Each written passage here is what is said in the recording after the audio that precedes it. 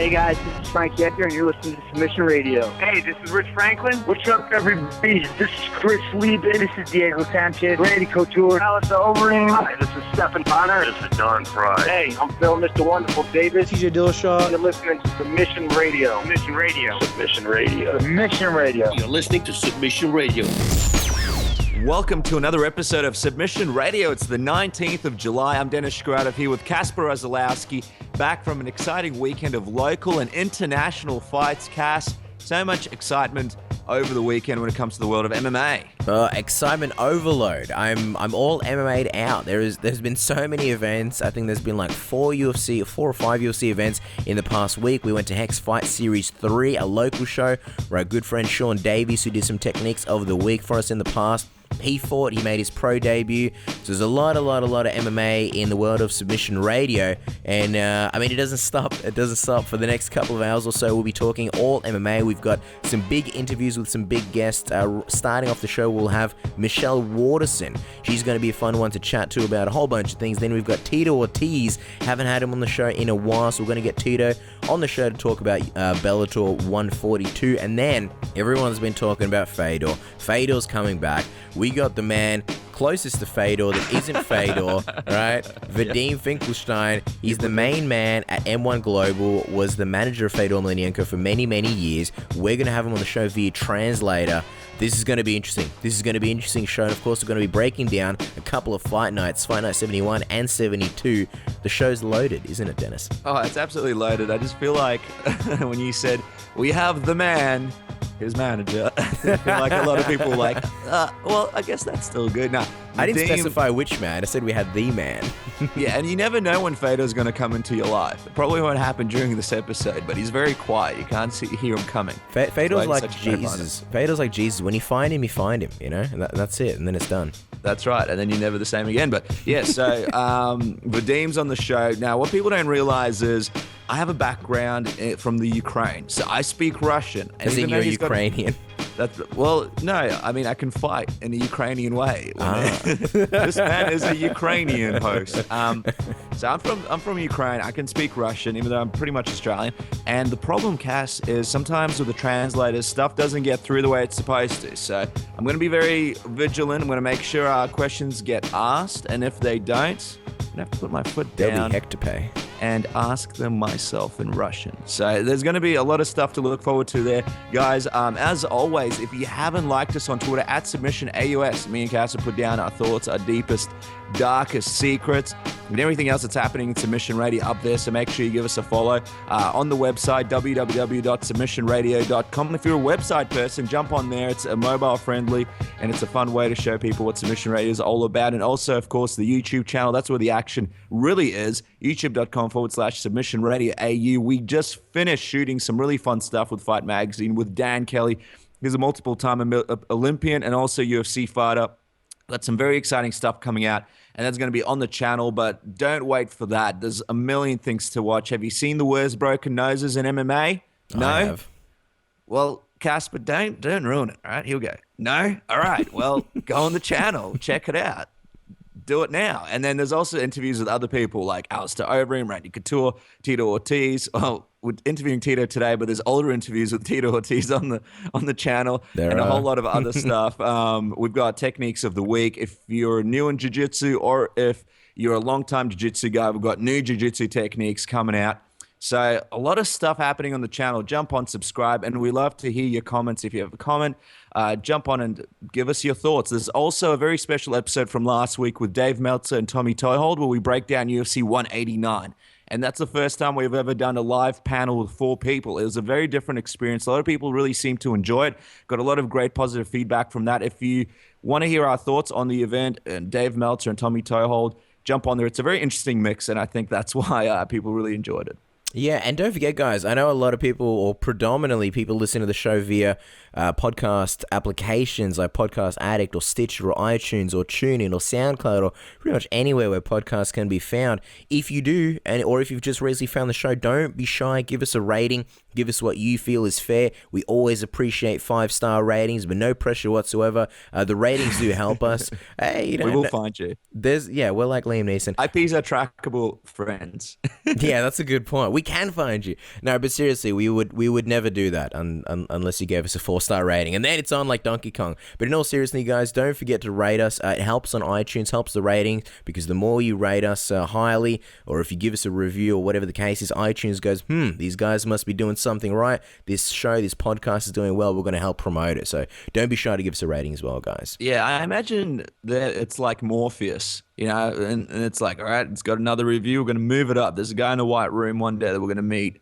And that he's like, hello, I am YouTube, or hello, I am Google. So it's going to be an interesting moment. But guys, without further ado, as Casper said, Michelle Waterson, Tito Ortiz, and then Vadim, Fedor's manager. And Cass, I believe we've got the first guest on the line. All right, guys. Our next guest has for a long time been one of the faces of Invicta, a former Invicta atomweight champion. She's coming off an impressive victory from her UFC debut and returned to the strawweight division at the Tough 21 finale. The face of Samsung. It's a pleasure to welcome Michelle, the karate hottie, Waterson to Submission Radio. How are you, Michelle?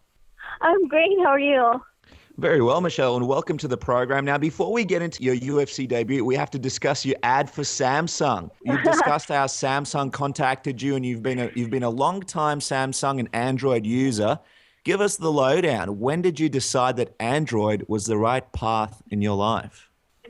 I just, I've always had, I had T-Mobile, so they never had iPhone. So it was just, but it wasn't by choice at first. But then I remember one year telling my husband that I wanted to see what Apple was all about, and I switched over to Apple, and I didn't like it at all. So I switched right back to Samsung, and it's so much easier for me to use, and I feel like I have a lot more options to customize my stuff with the Samsung. That's all right. If we were your husband, we'd be pretty upset the day that you said that you wanted to try iPhone. We'd possibly be filing for divorce. We've been Android guys for a long time, never succumbing to the lures and temptations that iPhone has thrown our way. When the time is right, we imagine one of the most important discussions you'll have with your daughter is the difference between Android and Apple. Are you nervous at all about that conversation and your daughter possibly going over to the dark side, much like Darth Vader did in Star Wars Episode 3? No, I hopefully by that time things will be a lot more customizable, and I don't even want to think about what technology is going to be when she's old enough to have her own phone. Yeah, hopefully iPhone will be wiped out. But make no bones about it, Michelle, it will be a major issue. Now, moving into the MMA world, going into the UFC and leaving a place like Invicta, where you were one of the top draws, must have been an exciting but nervous experience for you. Did you feel like the new kid on the block going into Tough 21 finale? And what was the transition like for you? Yeah, it was definitely a new experience. I've been with Invicta for the past 2 years, basically, and, coming from an all-female organization, and actually my last 3 fights have all been like 5-round fights and fighting the main event, and so kind of being able to come in under the radar on such a busy week like International Fight Week was kind of nice, because I just, I went in there and took care of business, and then I could just relax and chill out, and watch out the fights. Did you end up enjoying the other festivities during Fight Week? No, not at all. We were just really mainly in the room, and I mean, we walked the strip a little bit, but as far as all the craziness with the fight week, we kind of stayed away because we were just cutting weight and getting ready for the fight. Yeah, perfect. Your last fight against Herrica Tiburcio saw you lose your Invicta atomweight title, but it's also what led you to the UFC. After the loss, did you expect that the UFC would pick you up? And do you think that had you remained champion in Invicta, you may still have been at Invicta? Of course, that being a champion for Invicta was my pride, and Invicta has done nothing but great things for me. But when I did lose that belt, I just took it as an opportunity to see what else was on the horizon, and I really took it as a sign that everything happens for a reason. So what are you going to do with this ball? Yeah, certainly, and signs are important in the sport. Now, we're curious, what did it feel like moving back up to strawweight after being at atomweight for the past 3 years? And did you have any apprehensions about moving back up in weight? No, I don't think I would have even approached the UFC if I didn't think that I could handle myself at that weight. I'm actually really happy being in the strawweight division. I feel like I'm able to keep my strength that I've put on throughout the years, and I also am not stressed about diet. I'm able to train really hard. I'm still eating really good, fueling my body with good stuff, but my focus on my camp now is the training and not depleting myself to get down to 105. Yeah, just curious, how draining was it for you making the cut to atomweight, and with the soon-to-be implemented IV bans, did you ever require an IV drip? I've never done IV just because I didn't want to feel like I was dependent on them. And so I've never done IVs, but I do understand how much of a help they really are to a lot of the athletes. I just hope that they give the athletes enough time to make the adjustments. And I also, I feel like for me it's not a big deal because I did move up in weight. I only really cut like 5 pounds in water weight for this last fight, but there are some people that cut close to 15 pounds in water weight, and there is no other division for them to go to, especially in the UFC. There's only 2 women's divisions for us. So I think it might be a tougher transition for others. Certainly. Now let's talk about the fight itself. How did you feel about being in the UFC octagon, and did you feel the dreaded UFC jitters at all against Angela Magana? I was nervous, but I think it was a good nervous. I remember, I think they used the same cage and canvas that they had used the night before, and I didn't get to see those fights. But I do remember stepping into the cage and there was just blood everywhere, and I was like, "Oh, it must have been a good night of fights." Yeah. And just, I remember looking over across the cage and Dana White sitting at the, at the foot of the cage, just looking up at me, and just me thinking like, all right, here's my chance to show them what I got, So it was an exciting nervous. Now, Angela Magana, she's known for her trash talk. People often think that she can go a little bit overboard, sometimes with her tweets. You offered to shake hands at the weigh-in and she just ignored you. Going into this fight, what was your opinion of her as a person? I really didn't care much about her as a person. I was going in there to fight, and I didn't want to get pulled into any type of social media trash talking. And so I just stayed out of it. I'm not sure if she ever did end up talking trash to me or not, because I never paid much of attention. But to each its own, I guess. If that's the person you want to portray, then go for it, Yeah, and I imagine it'd be tough talking trash about you because you're so nice all the time. But at the beginning of the fight, Angela was able to find some success closing the distance and getting you in a very tight armbar. With her coming into this fight on a 3-fight losing streak, do you feel like you may have underestimated her abilities a little bit at the beginning of the fight? Oh, no. I think I needed to get those initial nerves out the way and kind of find my zone. And once I was able to get kind of a little bit more grounded, I feel like I was able to go. I was good to go, Well, speaking of the armbars, you went for a number of them on Angela. They seemed close, but you weren't quite able to get into the right position to finish them. It's something that has happened in past fights as well, most recently against Erica Tiburcio. How frustrating was that for you during the fight, and have you and Greg had a look at what was wrong with the technique? I think it's just a matter of positioning on my part, and it just wasn't in the right spot for me to even be trying to go for it. But me and Coach Jackson have been working a lot in this camp about not getting frustrated about things and understanding whether you're in a good position or bad position, or that it's just a position and you have to work through it. So having that type of mindset, I think, really helps me get out of her initial armbar and just continue to move forward when my armbars were failing. Now, you landed a right hand on Angela early on in the fight that looked like it hurt your knuckles or your hand from the way it landed. Was that the punch that hurt your hand? And can you give us an update on your hand? Have the x-rays come back yet? What's the damage? What are we looking at here? Yes. I don't remember when it was, but I caught her with a pretty, hard punch. And I did get x-rays on Friday, and it looks like it's a pretty clean break in my hand. But I'm still not sure what the recovery time is or anything like that. So. Okay, but unfortunately, we'll probably see you out for a while. You're currently ranked 12th in the division, but you're really a lot closer to the title than rankings would indicate. For your next fight, fans would like to see a second fight between you and Jessica Penne. You originally beat her in Invicta for the atomweight title in 2013. What do you think about that matchup? I mean, I think it's a fine matchup. I did have no problem fighting Jessica again. So, I mean, if that's what Dana White and Sean Shelby want from me, I think it'll catapult me right up to the top of the list as far as contender for championship. So, it really is due. Dana and Sean Shelby, again, end up having to fight everybody in the division anyway, so... Yeah, certainly. And since it is a matchup the fans are pretty exciting for, and you two had fought previously, and obviously it's been a while since you last fought each other, and you've both improved leaps and bounds since the first fight that you had. How would you see a second fight between you two playing out? Would it be similar, or do you think it would play out a little bit differently? I think it would play out a little differently. I feel like my wrestling is a lot stronger now, and then just with both of us being able to have that size, the size difference from 105, I mean, I honestly feel like it would be the same result in me winning, but I do think it would play out a little differently, possibly more stand-up. Okay.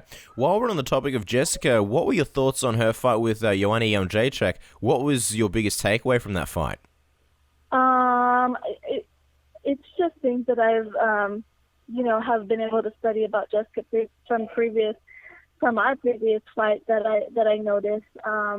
Jessica is a very good fighter, and she's very technical, but sometimes that can play against you, and I feel like it did in the fight against her and Johanna, because Johanna just slowly took away that control, and once Jessica didn't have any control, I think she felt like she was kind of backed into a corner and didn't know where to go. Well, speaking of Joanna, considering she's the most devastating striker in the UFC strawweight division, and seeing as you've been regarded as one of the most dominating strikers in Invicta, how would you see a fight playing out between both of you? Do you think you'd be able to hang in there and perhaps even outstrike the champion? Of course I do. No question about it. We're going to finish off the interview, Michelle, with something that we'd like to call the Submission Radio Tap-Out Round. It's a bunch of fun, random questions we're going to throw at you, and you basically answer with the first thing that comes to mind, kind of like word association. Are you ready? Okay. All right. Share a story with us from being on Bully Beatdown. What was some of the behind-the-scenes stuff that happened which fans never got to see? I think the biggest thing was I was more nervous for that than I was for fighting, because if I was to get beat up by a normal person, I never hear the end of it from my teammates. I'll tell you what, though, there was one fight where one of the guys did get kind of hurt by one of the regular guys. That was pretty funny. Will this UFC strawweight ever do well in American Ninja Warrior? You and Felice Herrig have both failed so far. Do you think there's a UFC strawweight out there that can do a bit better than you guys? No. I'm going to do it again, and I'm going to conquer the challenge. Yeah, one day. For those of us listening at home wanting to become the next American Ninja Warrior, what's one nugget of gold, a piece of advice you can share with the listeners? You really have to train for it. You can't just go in there expecting, because you're an athlete, that you're going to do well. You have to train for it. I feel like there's like levels of athletic ability. There's like, Olympics, there's UFC fighters, and then there's American Ninja Warriors. They're the elite of the elite. Right? What's hard about American Ninja Warrior is you get one go at it, and you can't practice on the course. Yeah. You just have to go, and the only thing that they have to warm up is a pull-up bar and a little individual-sized trampoline. Oh, I mean, they should do an Australian Ninja Warrior, but that would just involve a lot of people drinking Fosters and VB beers. So there you go. Yeah. Now, perhaps one of the toughest questions of them all, Michelle, Samsung S6 or Edge? Which one and why? I like the Edge because of the convenience of the side application. Well, there you go. The Samsung people will be loving this interview right now. You were in Megadeth's Head Crusher music video. If you could be in a music video for any other artist, who would it be and what song? Probably Taylor Swift's Bad Blood. Yeah, good song. Looks like a pretty cool music video if they'd be in. Yeah. Now, Michelle, we know how important your apps are to yourself. We've seen the ad and how dependent you are on apps for your training. So what we decided to do is we decided to get the Submission Radio marketing team to move to a cabin in Tasmania for 3 months to come up with 3 new app ideas. We want you to choose your favorite one, which you think would make the best app out of all of them, all right? So I'm going to go for the first option for you. First option is MMA Tinder. Single and sick of dealing with couch surfers, lazy Larrys, and silly Simons? MMA Tinder is the only app for fighters that lets you break down your next date by weight class, with win records, fighter bonuses, and current titles. Don't want to date someone who's been sponsored by the Condom Depot? Swipe right. Enjoy guys with scars? Swipe left. The option is yours. The slogan for the app is, don't settle for a gatekeeper, mate with a champion, okay? So that's option number 1. Number 2 is the cuteness rater. It's important in this modern day to stay cute when putting together an outfit. However, with the weigh-ins and post-fight speeches, it's difficult to get cute. Mm-hmm. Is your inner circle being honest with you when they say you have a cute top or your outfit is on point? The cuteness rater gives you ratings from Just Bleed Guy, which is not very cute, to Pandas in the Mist, which is the cutest rating you can get. The slogan is, cute things are cute, okay? That's and the final option, Michelle Waterson's Mobile Backstreet Boys. Basically, we record you singing Backstreet Boys classics, Backstreet Back. I Want It That Way. Quit playing games, and of course, everybody. Once you sign up for the app, you get 1 Backstreet Boys cover song per week for a small price. Once we run out of Backstreet Boys songs, we'll move on to Aqua and 90s teen sensation Hanson. The slogan is, everybody, yeah. Download Michelle Waterson's Mobile Backstreet Boys, yeah. So those are the 3 options. But it'll be sung better, of course. The marketing team will do the singing. I mean, you'll probably have to sing the slogan for that one, actually. That's true, yeah. Make the option, Michelle. I like the second app because, number 1, I don't think you should mix business with pleasure. So, to me, like trying to date somebody, and that's just asking for trouble. And then the third one, you don't want to hear me singing. No good. But I mean, just to clarify, with MMA Tinder, I mean, you don't have to use it. You'd just be, I guess, the face of it. It'd be your app, but you wouldn't have to use it. But any other MMA fighters that want to date and mix business with pleasure, they could do that. Oh, okay. But you're sticking with the cuteness rater. That's the app of choice, correct? Yes. All right, guys. Well, don't forget to follow Michelle Waterson on Twitter at Karate Hottie MMA. Michelle, thank you so much for your time and appreciate you doing the show with us. It's great to chat to you. We'll definitely do it again soon. Thank you so much, guys. Appreciate it. Get that app out and we'll get it going. We'll contact Google right now. Absolutely. Hey, what's going on, guys? It's Demetrius Johnson, the UFC Flyweight Champion of the World, and you're listening to Submission Radio. All right, guys, our next guest is one of the biggest names in the world of mixed martial arts, a former UFC Light Heavyweight Champion, a UFC Hall of Famer, and is currently riding a 2-fight win streak in Bellator, the People's Champion. Tito Ortiz, welcome back to Submission Radio. How are you? Doing great, man. Thanks for having the show once again. It's a pleasure. And every time you come on the show, all the fans in Australia and New Zealand, they just go crazy for you. So it's just a big pleasure for everyone. Now, before we get into your huge fight in Bellator, I just want to talk about another big fight that you're a little bit associated with. You posted a video online of Cris Cyborg a while back training and mentioned it proves why Ronda Rousey is ducking Cyborg. Now, she obviously had another amazing TKO victory last weekend. Do you believe that's the case? Do you think Ronda Rousey is ducking Cris Cyborg? Yeah, if she wasn't, she would already fight her. If I would already be done, they would fight at a catch weight at 140, and they already make it happen. That was one of the reasons why Ronda ran to 135 pounds. She used to be a 145-pounder when she fought in Strike Force, but she cut down to get away from Cris. If the fight wouldn't have happened, or if the fight would have happened, it would have happened already. But Ronda wants to ride her glory trail, and I'm proud of her, though. I'm proud of Ronda. She's doing an amazing job. She's putting MMA on the map for women like no other, and she's a superstar in the sport, in films, and around the world. So, I'm proud of the girl. Yeah, Ronda's doing great in UFC, and Cyborg's been doing great as well in Invicta for many years as well. This is like the biggest fight in women's MMA. Cris is trying to get down to weight, but honestly, it seems like she won't be able to make the weight, especially now the IVs will be banned. As a close friend and former manager, lay it down for us. Will Cyborg be able to make it down to bantamweight, or is the only way that this fight's going to happen is if Rousey fights her at catchweight? As a friend, as a training partner, I really see it hard for Cris to make 135. We talk about it, about making 145.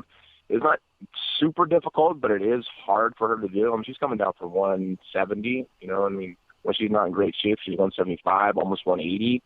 She's a big girl. I mean, she's fought her whole career. We're talking about Cris Cyborg at 145 pounds. I mean, her whole career. And it's just her trying to cut down even more. I just think it would really make her not as great as a fighter as she is if she fights 145 pounds. Or even at 140, I think she would even do better. But it's just, we're going to try to get down before the year's over. Try to at least have one fight at 140. And, you know, it's just a matter of time, I think. You know, Miesha Tate has said she would fight Cris at 140. So that might be the first right step towards getting a fight with Ronda Rousey. Yeah, certainly, and that would be a huge fight. You know, Ronda's mum made some good points about Ronda not having to move up weight because she's the champion, but this would be the biggest fight in women's MMA history without a shadow of a doubt. It would do so much for the sport when it comes to the women competitors. Do you think, as a champion, even though Ronda Rousey doesn't need to move up in weight, this fight could do a lot for the sport and women's MMA if it does happen? I think it'd do a lot for the sport in general, and even in the women's MMA. It's just one of those things like a Manny Pacquiao versus Mayweather, but I think this would be a real fight. I think you'd have a more exciting fight where two would want to exchange each other, not play the pitter-patter of dancing and boxing does, as the Mayweather fight did give you. I mean, I was bummed about it. I was a huge Mayweather and Pacquiao fan, and I was excited to see who would be the better boxer. But, you know, the MMA is a totally different world. You know, Cris Cyborg has been a dominant champion at 145 in Invicta over the last 2.5 years. And Ronda Rousey's been the dominant, bantamweight champion at 135. Is that, am I correct? Yeah, bantamweight? Yeah. And, you know, it's just Ronda's cut down to 135 to, in my eyes, to stay away from Cris. And Cris has been the champion at the weight. So this is champion versus champion. And if Ronda wants to have girls where she can just walk through as she does, I really think Cris has the same thing at 145 where she has girls she just walks through. And I think both Cris Cyborg and Ronda Rousey compete against each other is the biggest and best fight for women's MMA. Now, Tito, we mentioned the IV ban before in the UFC. Obviously, in Bellator, it's not something that you have to worry about, but you've always been a really big guy, especially for light heavyweight. Just want to get your thoughts. What is your stance in this upcoming IV ban? It's going to make weight cuts, you know, a lot more dangerous. People think that guys are going to get knocked out left, right, and center because they're not going to rehydrate properly. What are your thoughts on this? Well, you know, I really didn't start using IVs until like 2008, 2009. Randy Couture is the one who told me about it. Mm-hmm. I've always just done Pedialyte. I mean, and I've always cut, you know, anywhere from 15 to 20 pounds for a fight. And the IVs helped out a whole bunch more. It makes it easier. But for other people who cut the 20 pounds, they're usually smaller men. I mean, I'm a big guy, so I can cut a lot of weight. It's not a problem. I mean, I've mastered this. I've never missed a weight in my whole career. And I just, I think for a lot of other people, it's hard for them to accept the fact that in UFC they're going to have to cut IVs. I mean, I really don't see the negative benefits the athletic commission get out of us not doing IVs. You know, they say it kind of makes it harder for guys to use any type of dope and or any type of steroids or anything like that. But if the guys use it, they're going to catch them anyways. So I don't understand what's the difference. In Bellator, we don't have to worry about it, thank God. Yeah. But I mean, if it does happen during my career, I have no problem, you know, rehydrating with Pedialyte and water and food and just get back up to, you know, normal walk around weight pre-fight around 220, 223, 224. That's not a problem. You know, a lot of these other guys who do the IVs and they go from, you know, 170 they weigh in and then all of a sudden they're 185, almost 190 when it's fight time. And that's, you know, that's a big difference too for the size of a man that's putting that much weight on. Yeah, certainly. And obviously going to affect things from going on from here. So interesting what's going to happen there. Now, before we talk about your Bellator fight, just want to touch on Bellator 138. A great night of action, a lot of fantastic fights. You were there, so you would have enjoyed it as well. Fans really enjoyed most of the fights, but there was a bit of criticism, especially from guys like Joe Rogan, saying that the main event between Ken Shamrock and Kimbo Slice may have been a work. I'm just wondering, you were there on the night. What were your thoughts on the whole situation? The fight was a bit weird, but to me and Casper, it seemed legit. Well, for one, you got two guys, you know, Kimbo is a street fighter, and Ken Shamrock is 51 years old. I'm not talking anything bad about Ken Shamrock, you know, or Kimbo, either of them. But to be a main event, the name speaks for itself. The name sold it. They got over 2.2 million viewers, which is great. People still want to see those two guys fight. They want to see Kimbo fight. And I think the hate they had towards each other, it sort of fuel the fire. People understand, for people to use something to be a spectacle, that's why they watch it. No matter what, they watch it. You look at Conor McGregor. I mean, the guy is only fought 4 times in the UFC, and he got probably one of the biggest pay-per-view buys this last fight he just had because he talks. He talks well. People like excitement. People like people who are fighters who put their heart and soul out there and say what they mean and say what they feel. And Kimbo and Shamrock did the same thing. As far as Rogan saying that it was a fixed fight, I was sitting there literally right in front of it. And the punch that Shamrock got hit with, I felt it. I was like, ow. And it was far from fixed at all. I mean, I don't know how they can cut the camera away and put blood on Kim Shamrock's face, put a gash in his face. It was far from fixed. Kim Shamrock just wasn't in shape. He was in good enough shape for a 50-year-old man, but wasn't in shape enough to finish, non-professional mixed martial artist. At the same time, I thought it was just a spectacle fight that got viewerships into it. At the end of the day, the fights prior to that were exciting. The whole card on generals was an exciting card, and I was happy to be in the audience. Yeah. Well, speaking of in shape, last time we spoke to you, you told us that you were going to beat Stephan Bonner and then train hard for about 6 months to get into the best possible shape and really pursue the Bellator title. Did you end up following your plan? How's training been going? I have not stopped. After the Bonner fight, I had to get a reattached retina. I detached my retina during the fight, so I had to get a reattached retina. Actually, it happened prior to the fight, probably about 2.5 weeks, and my vision wasn't great. It was good enough to go in there and put my heart and soul out and fight the way I did. I got the win. Ended up having to get surgery. I was pretty much bedridden for 3 weeks. The retina completely reattached, and I was able to see again. And probably about 3 months ago, that's about 4 months ago, I probably started putting in work, slowly but surely, just getting, 1 trains a day, 2 trains a day at the most. But I haven't stopped. And now we just started this week doing 2 trainings a day.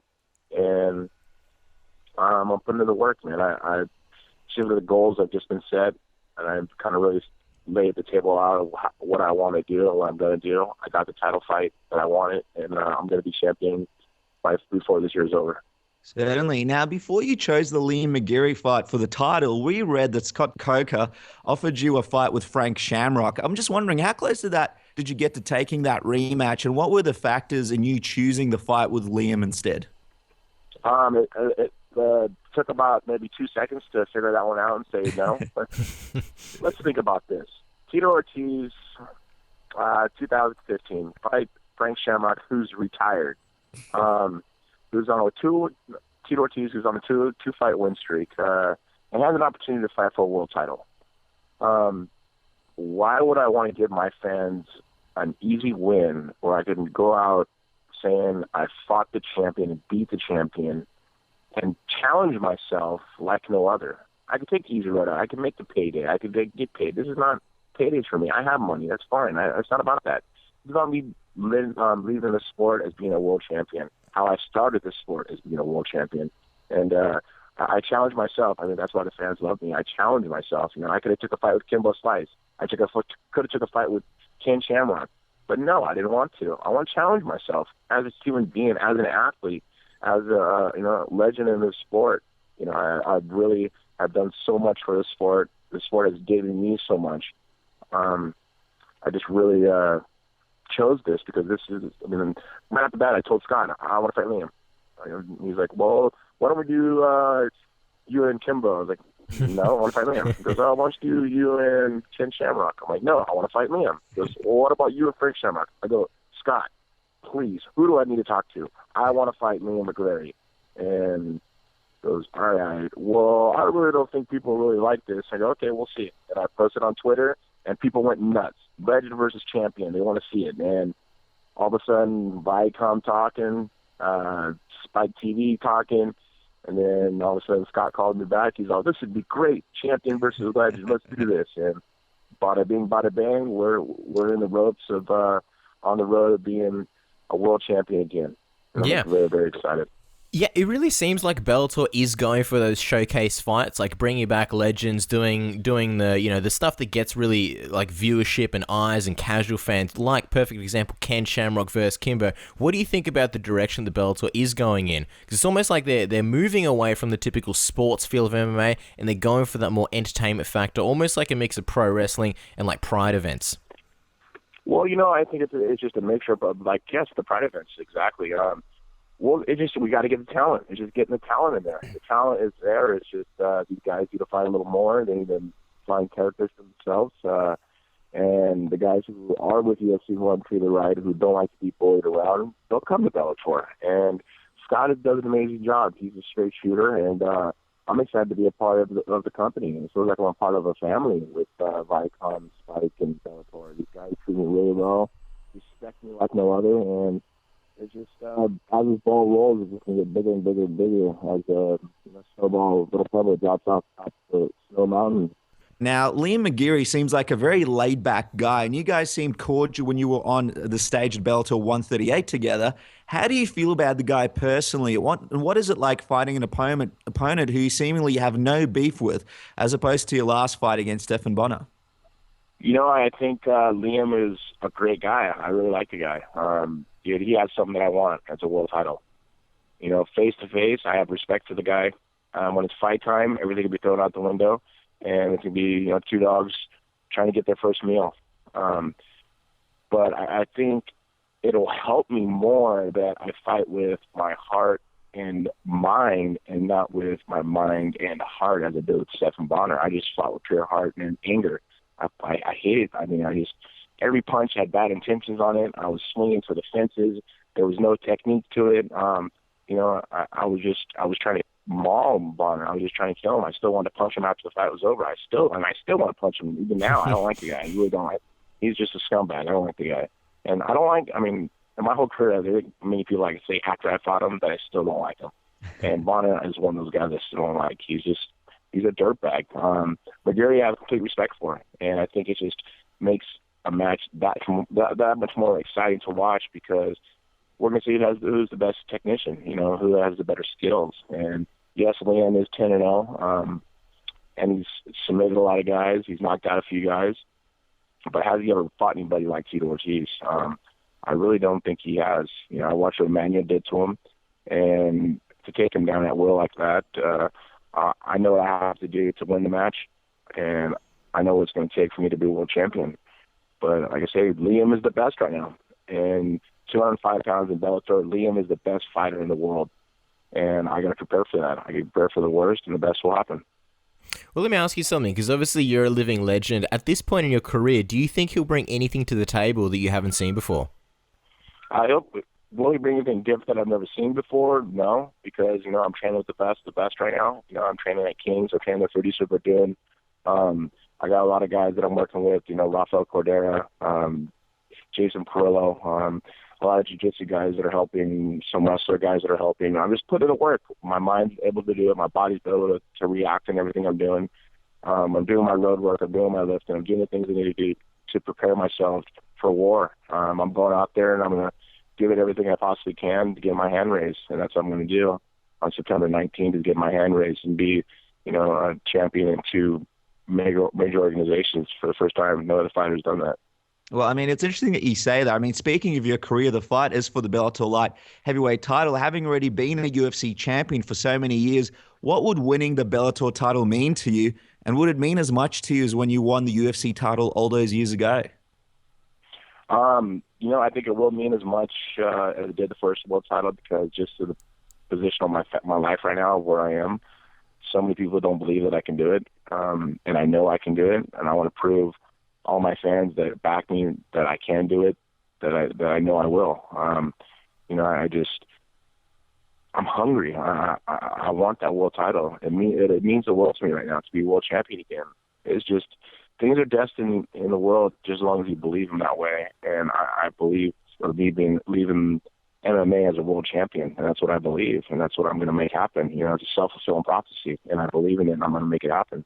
And I have no doubt in anything I'm going to do besides getting my hand raised. That's the only thing I dwell on and work for. And when training sucks and it's not fun and it hurts and to get up every morning and I still got to work to get that next step, I think of that world championship around my waist again. I mean, having gold around the waist, there's no feeling like that in the world, and I forgot what that felt like, and I want it so bad. I think that's why I've been putting in the work, and I've demanded for this fight, and I think my fans deserve it. Even the ones who hate me, the fans who hate me, they still want to see me win, or they want to see me get my butt kicked. Just as long as they're watching, that's all I care about. Yeah, the worst is indifference. We're all very excited. Let us ask you this, though. Assuming you win the belt, how long do you see yourself sticking around in Bellator? Because we believe this may be one of the last fights on your contract. Well, I have 2 fights, so I win this world title, I defend my world title, and I come back on the negotiation table, I come back and I run it for 6-7 fights, and be the longest reigning Bellator world champion, or be the longest reigning MMA world champion in history. I don't know. We'll see what happens, dude. Wow. Right now, all I worry about is Liam McGeary and me getting to the fight and fighting and getting my hand raised. That's all I'm worried about. That's all I care about. That's all I live, sleep, and train is for this fight on September 19th. So I come in 100%, run fast, feet movement, head movement, takedowns, punch, kicks, submissions for 5-minute rounds as hard as I possibly can. And just try. This kid's never been ragdoll before, and I'm going to show him what a ragdoll American style is truly about.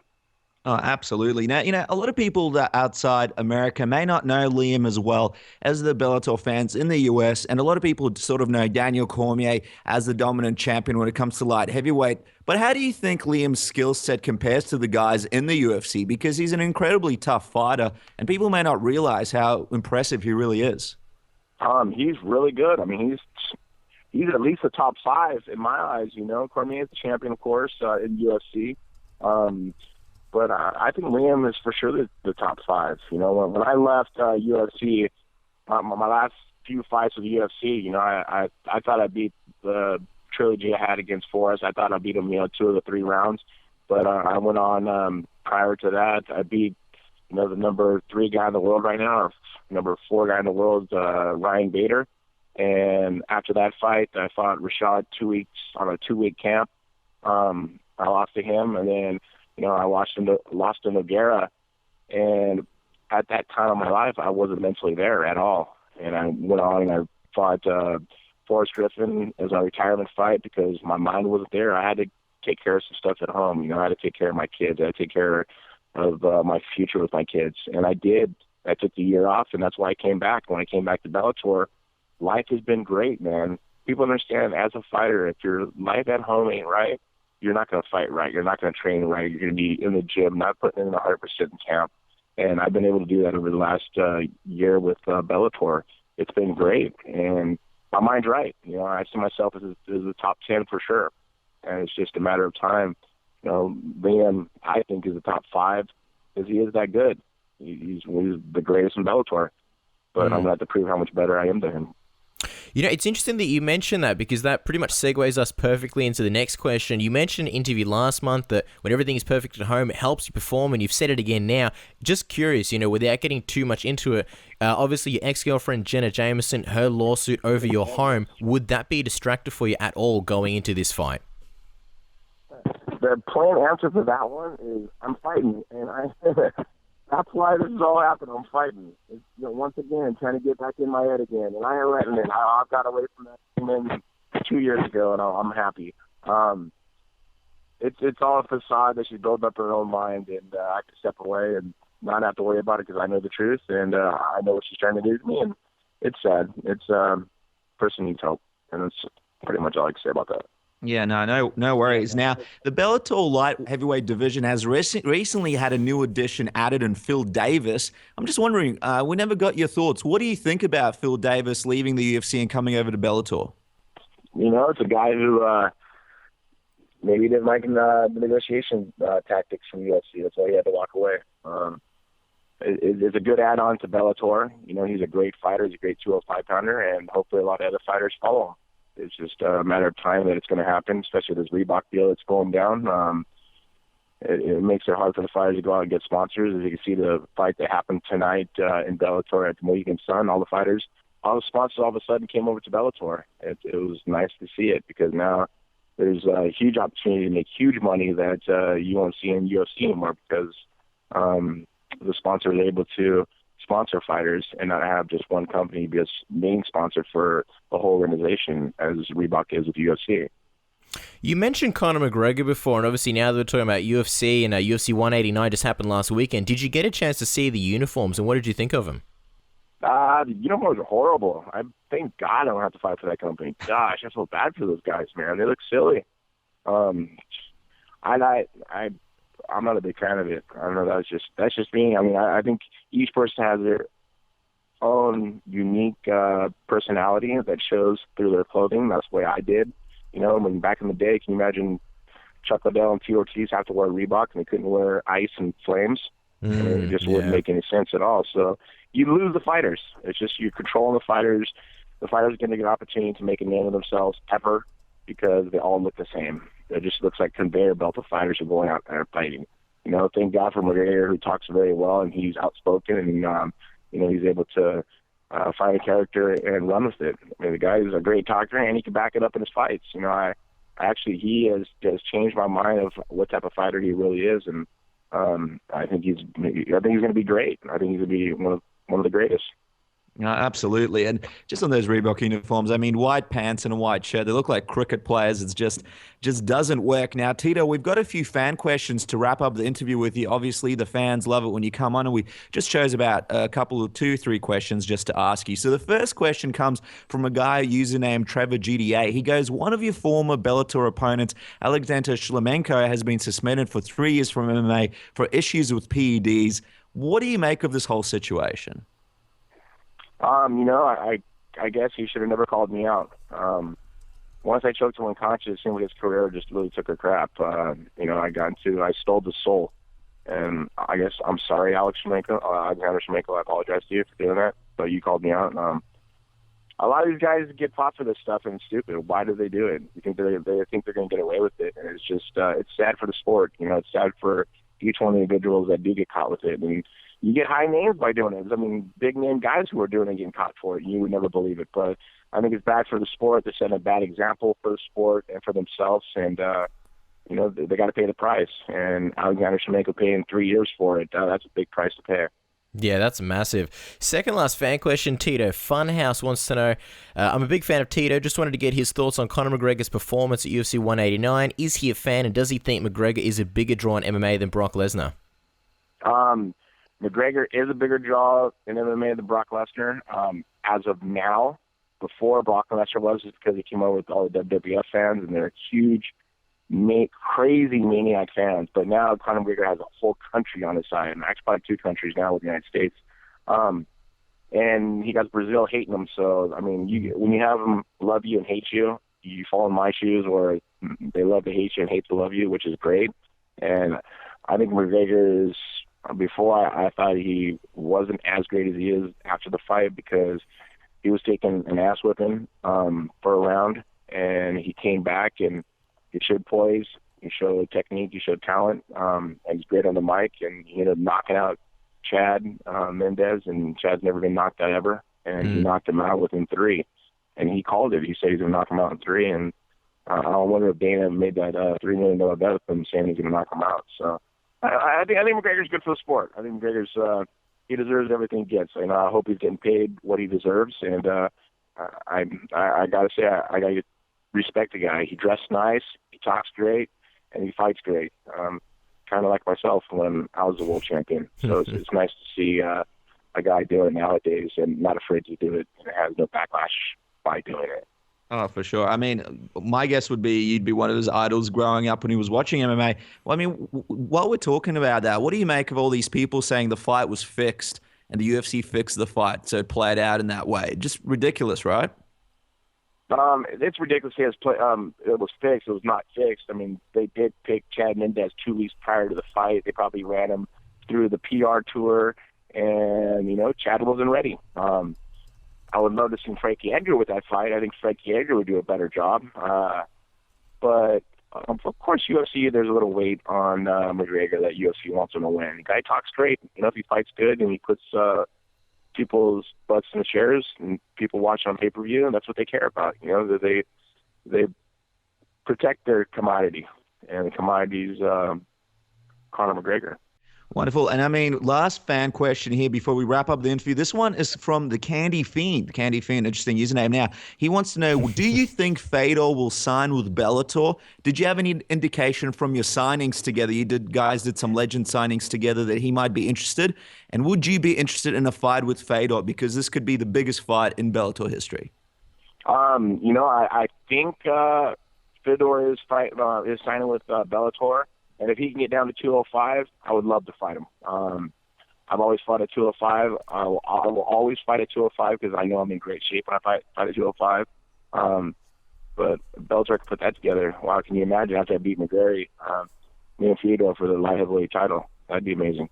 I'm just wondering, you said you think he's signing with Bellator. Can you let us into what you know? Are there any indications that you've heard about that he's signing with Bellator? What can you share with us? Well, I know Scott Coker's a straight shooter. I know he's an awesome guy, and I know Fedor's had a great time with Bellator at the signings. And I know Scott Coker and Fedor are good friends. His managers are good friends with them, and it just seems like when you're in a good business relationship, things just make sense. And I don't know. We'll see. I can't let the cat out of the bag too soon, can I? Yes, you can. No, it's Of course you can. And just the final follow-up before we let you go, I just wanted to expand on that. You said, if he comes to 205, you've always fought at 205. I mean, let's say Scott Coker, being the good businessman that he is, says, Tito, here's a boatload of cash. Do you want to fight Fedor at heavyweight, make history? Would you take that fight? Yes, I would. There you go, guys. Well, for the moment, you can catch Tito Ortiz on Twitter at Tito Ortiz and watch him fight a Bellator 142 Dynamite September 19th against Liam McGeary. Also, check out his MMA apparel line, Punishment. There's a bunch of new additions to choose from. Go pick up a hoodie for winter. It's freezing here in Australia at www.punishmentathletics.com. Tito, it's always great when you come on the show. Thank you so much for your time. I appreciate it, all my Australian fans and everyone from New Zealand. I appreciate all you guys who support me and follow me on Twitter. And, of course, wherever you Twitter to me, just put hashtag OrtizChamp 2015. Let's get this started because by the time this year is over, I will be champ. Hey guys, this is Chad Money Mendez, and you're listening to Submission Radio. Our next guest is an innovator when it comes to the development of MMA in Russia, the president of F1 Global, and at times the manager for Fedor Emelianenko. It's a pleasure to welcome Vadim Finkelchtein, speaking with translator Daria with us today. Welcome to the program, Vadim and Daria. It's a great pleasure to have you on the program. Вадим Григорьевич приветствует вас, говорят, что очень рады и очень приятно видеть, что вы присоединились. Да, даже тоже скажи, мне очень приятно давать интервью и отвечу на любые вопросы, на которые могу ответить. It's a pleasure for Vadim to give an interview to you guys, and he's ready to answer any of your questions. Sorry. Beautiful. No, it's fine. The pleasure is definitely all ours. Let's talk about the big thing at the moment. The big news hitting the world of MMA is, of course, Fedor Emelianenko's return to the sport. As someone close to Fedor, let us ask you, why did he decide to make a return to fighting after retiring 3 years ago? Вадим Григорьевич, вопрос, почему же Федор все-таки решил вернуться в спорт после трехлетнего перерыва? Да, для меня на самом деле это тоже был большой сюрприз. Почему? Потому что я после его ухода где-то около года, наверное, очень активно его уговаривал вернуться. Но он при последнем разговоре сказал, что давай мы больше не будем возвращаться к этой теме, и я ушел из спорта. It's a big surprise to me as well, because when Fedor decided to retire, it was a very common decision, and I was trying to make him come back all these years, for about a year, to be exact. And after our last conversation about this, he just asked me to never come back to that thing. Now, Fedor is the president of MMA Federation in Russia. I'm just wondering if Vadim could tell us what kind of changes has he made during his time in the position as the president, and will he still be involved in the Fighters Union while coming back to fighting? Вадим Григорьевич, будет ли Федор отвечать за Союз ММА, станет президентом и... Алло? Алло, Вадим Григорьевич, вы слышали? перевод. Да-да-да, еще раз. Ну, останется ли Федор президентом Союза ММА? Мгм. Вообще, как дальше это все будет происходить? Да, скажи, что Федор был советником министра, чиновником, советником министра. Он уволился из министерства, но возглавлять Союз ММА России ему ничего не мешает. И поэтому он останется, конечно. И он еще не только советник, он еще почетный президент Всемирной Федерации World Mixed Martial Arts Ассоциации. Поэтому в этих статусах он останется, конечно, дальше. So Fedor worked in the ministry before. Now he left this job, but he still stays the president of MMA Union in Russia, and he is also the honored president of World MMA Association. Certainly, Daria. And just wondering, what kind of changes has Fedor made while working in those positions for MMA in Russia? We're just curious if Vadim could let us know if he's made any positive changes for the sport in the country. Какие сделал ли Федор, как-то улучшил ли ситуацию в нашей стране вот со спортом, с ММА? Какие-то он внес изменения, что-то принес? В России? Да, в России. Пока занимал, так как он занимает позицию президента. Конечно, в России это официальный вид спорта уже 3-й год.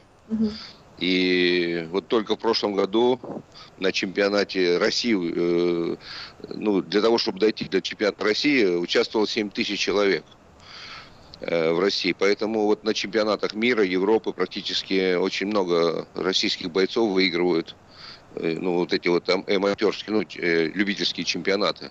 Это все заслуга, в принципе, нашей Российской Федерации и Федора тоже в том числе. Fedor made a lot actually, and we found a lot of talented guys, talented fighters in our country. I mean, amateur fighters, and now in the World Championships, our guys takes their first prizes, their medals. Sure. Well, I guess that makes sense why a lot of them are coming also to America, and especially the UFC.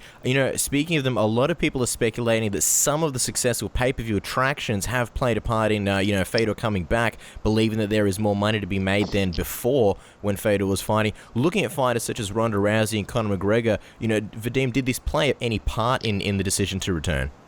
Can you please repeat the question, because I'm not sure that I get this. Yeah, sure. Basically, the question is that a lot of people are speculating that one of the reasons Fedor is coming back is because there's more money in the sport. Looking at fighters like Ronda Rousey and Conor McGregor. Just wondering if that's one of the reasons, the fact that there's more money in the sport and now that the pay-per-views and the attractions are bigger. Владимир Григорьевич, сейчас много очень разговоров о том, что Федор возвращается, много слухов о том, что Федор возвращается по причине того, что сейчас в этом спорте больше денег.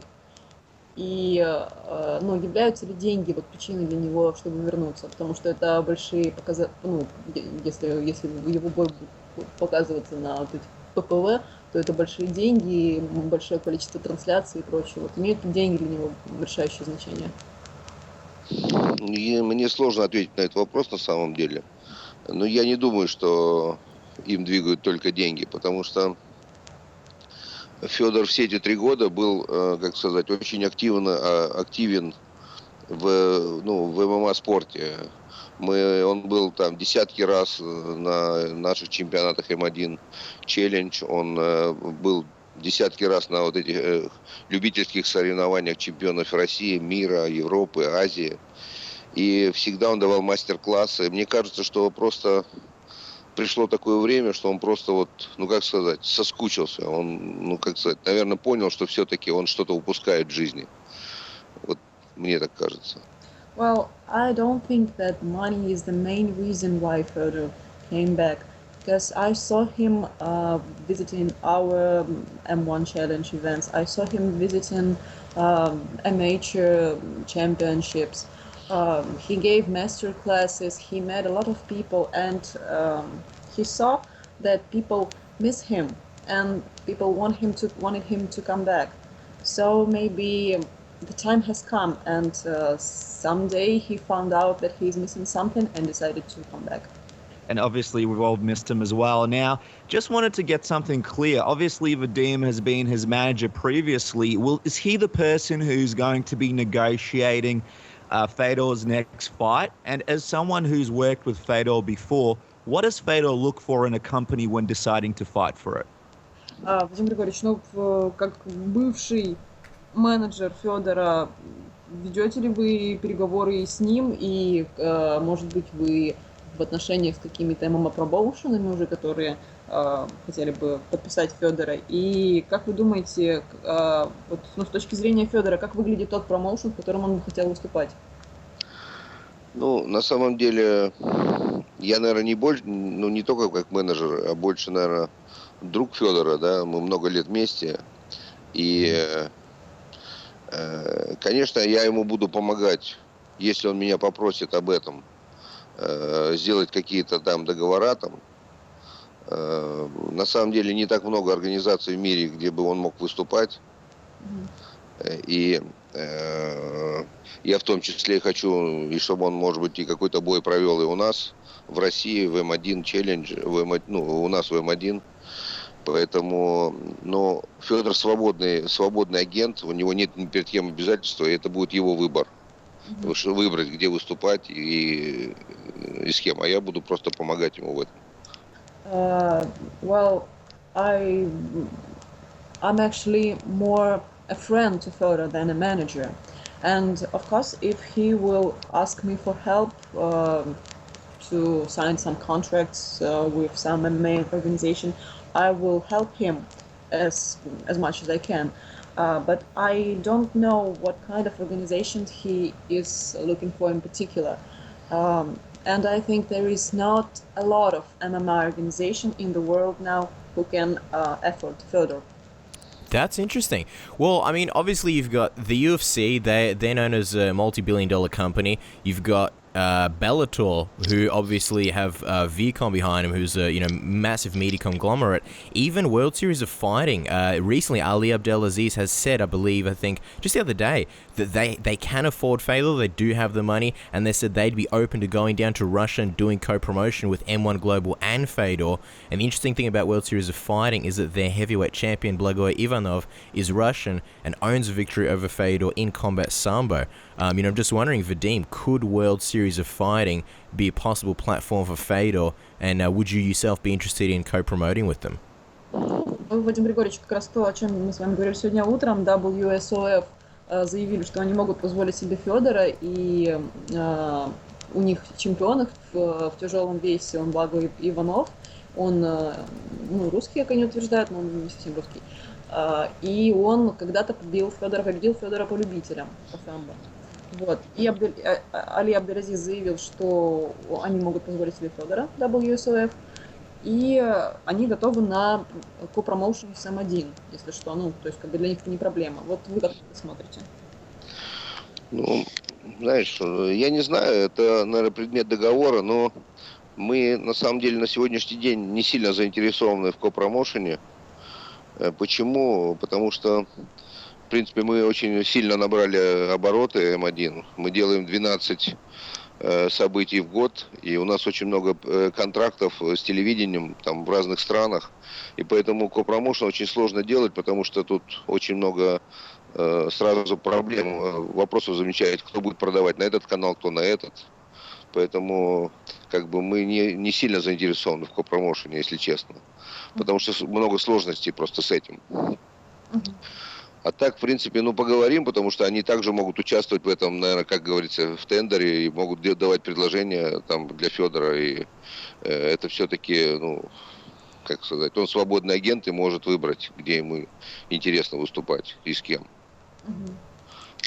Well, what goes to M1, we are not really interested in any kind of co-promotion.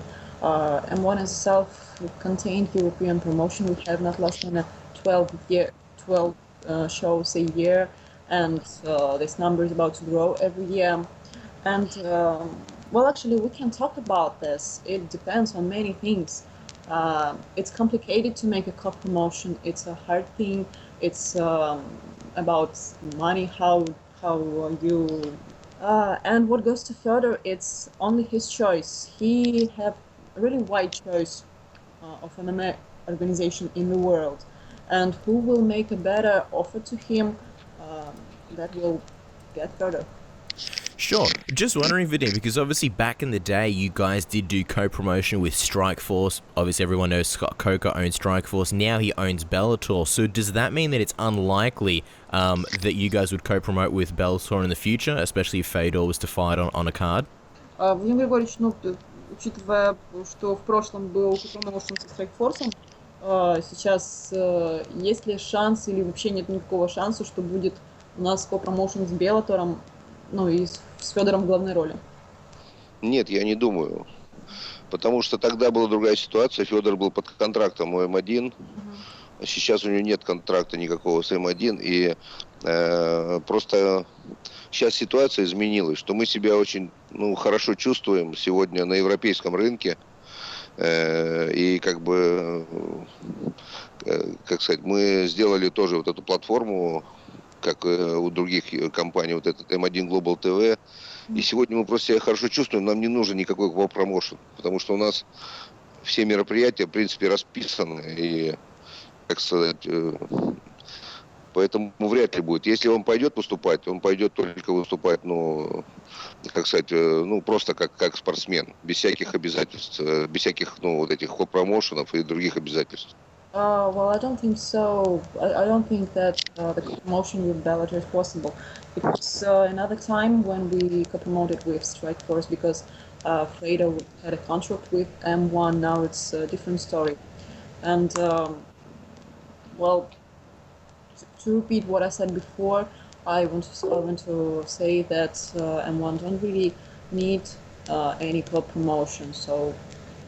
Now, Daria, Dana White was on Fox Sports Live and didn't rule out the Fedor signing with the UFC. But before we talk that, I want to quickly go back to Vadim's initial dealing with Dana. We've all heard the rumors that they were flown out to an island and couldn't figure out a deal. I'm just wondering, if the failed negotiations that they had last time could impact Fedor and the UFC making a deal in the future? Владимир Григорьевич, та история про как вы летали на остров на встречу с Даной Уайтом, может ли та история повлиять на то, чтобы Федора подписали или не подписали в UFC сейчас? Конечно, это возможно. Если UFC сделает лучше всех предложения и Федора не устроит, конечно, как сказать, это будет не только, как сказать, такие выкрики в интервью, что мы там предлагали такие условия, а он не согласился. Если это будут реальные условия и реально хорошие условия, я думаю, что, конечно, Федор сможет выступать и в UFC, и где угодно. В любой организации. И я думаю, что у них больше всех возможностей дать лучше всех условия, поэтому это все возможно. Well, I don't think that story can influence somehow on Fedor's decision to choose UFC or any other promotion. If they will make a good offer to him that will good for himself, and he can accept this, as well as Bellator can make a better offer. So I don't think that situation can influence somehow. Daria and Vadim, Fedor basically spoke about that negotiation, and it sounded like he didn't have a very good feeling about Dana White after that negotiation. Does he personally have anything against Dana after the failed negotiations? Does he have any ill feelings towards him after that whole situation? Вадим Григорьевич, после вот той истории у Федора осталась ли какая-то неприязнь к Дане Уайту, какие-то негативные чувства? Нет, я не думаю, что у Федора вообще нет таких, как сказать, негативных отношений никому. То, что там, иногда какие-то выходили там, как сказать, негативные вещи там вот со стороны там Дэна Уайта, это все больше похоже на пиар, а не на какие-то серьезные вещи. Поэтому Федор это все понимает, и никаких негативных вещей у него нету никому. Ни к Дэну Уайту, никому. Это не будет влиять на переговоры. Это 100%. Well, Dana talked a lot about Fedor, about Vadim, and he talked bad. But Fedor understands that it's always just for PR somehow, and he is not in the bad relations with Dana, and he doesn't feel anything bad things about him. Now, Vadim, you also said in an interview with Kareem Zidane on Bloody Elbow that Dana offered to buy your company M1. The decision wasn't up to you back then, but you said in the interview, "I do not know. Honestly, maybe I would have sold. The proposal was normal." Now that Fedor is looking to return, it's our guess that Dana may try and buy M1 Global once again. Just wondering what your answer be. I mean, it sounds like M1 Global is doing great, and you guys aren't interested in doing co-promotion. Would you at all consider, having Dana White or the UFC purchase M1 Global? Вадим Григорьевич, в интервью Кариму, в одном из интервью вы сказали, что Дана предлагала вам купить М1, и вы тогда подумывали всерьез об этом, но не дали. И сейчас, если бы сделал вам такое предложение, учитывая всю шумиху Федора, как бы вы смотрели на это? Что даже не очень понял вопрос. Ну, если бы сейчас Дана Вайт сделал вам повторное предложение купить М1, вы бы согласились на него? Нет, тогда была немножко другая ситуация. У меня были тогда, у нас были финансовые проблемы. И сейчас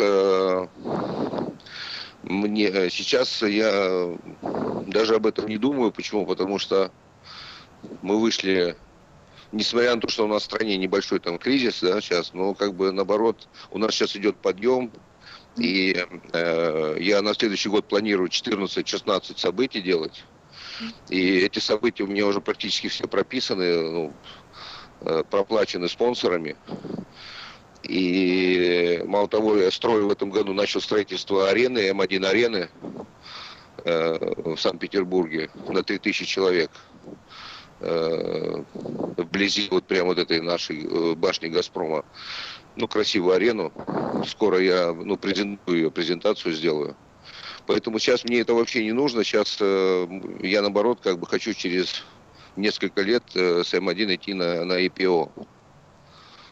И поэтому мне нет смысла продавать его. И мы сейчас себя чувствуем на именно европейском, азиатском континенте очень хорошо. Поэтому нет смысла продавать ничего. It was a completely different situation then. We had some financial problems then, and now I'm not going to sell M1 to anywhere because we are growing, we are developing. We have not less than 12 events a year, and the next year we are going to have 14 or 16 events. We have a lot of sponsors, we have support, and we started to make M1 arena for 3,000 people in St. Petersburg.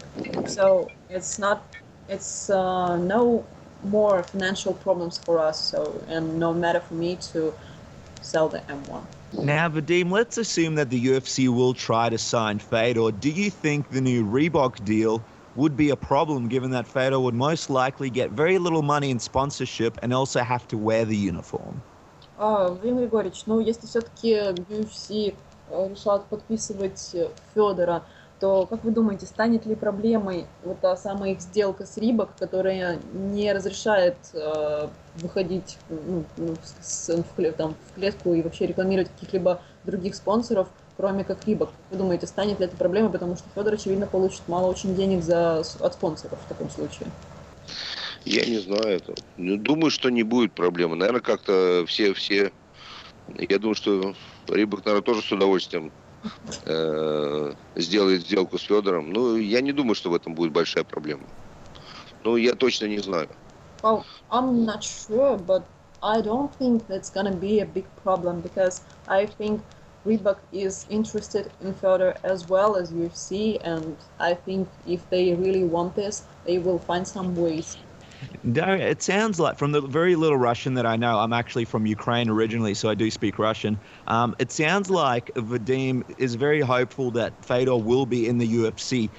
Does it seem to him that it's likely that he'll be in the UFC? And is UFC the most likely company to sign Fedor, in his opinion? Вадим Григорьевич,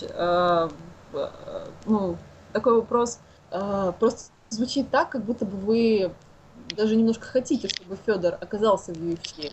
Так ли это? И так ли то, что, скорее всего, это и будет UFC? Я не знаю. Я на самом деле бы очень тоже хотел, чтобы он хотя бы выступил в М1 тоже. И я, наверное, буду тоже участвовать в этом тендере.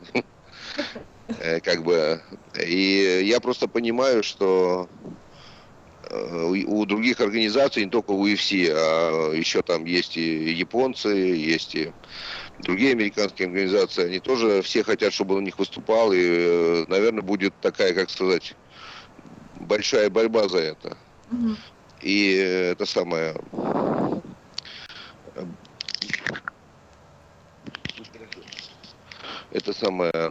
большая борьба за это, и, наверное, я просто хочу, чтобы Федор, Федор это, паровоз, который тащит за собой очень, большое развитие ММА.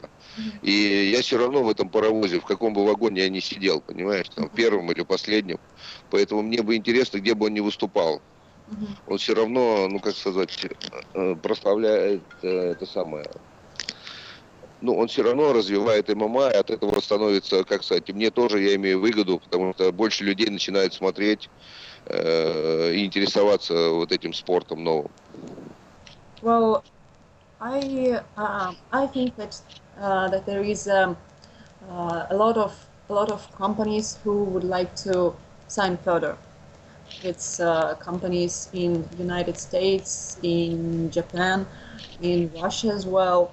And to tell the truth, I am the one who wants to see Fedor in M1, at least for one fight. It's good for me that Fedor is going to fight again, and that doesn't matter what organization he will choose, because he is the big person in our sport, and any organization he chooses, it will be good for sport in a, and for M1 as well. Because the more people watch Fedor's fight, the more people watch MMA fight, and the more people watch M1 fights. Wonderful, Daria. Sorry, just a quick sort of follow-up on that, and I might just direct the question to Vadim in Russian myself, if that's okay. Vadim, вы считаете, что UFC имеет самый лучший шанс из всех компаний, чтобы подписать Федора? Я быстро только переведу на английский мой вопрос. I just asked Vadim if he thinks the UFC has the best chance of signing Fedor. Во всяком случае, они имеют большой шанс. И если Дэна Уайт не будет, дразниться, а давать им какие-то реальные предложения, я думаю, что у них больше всего этого шанса.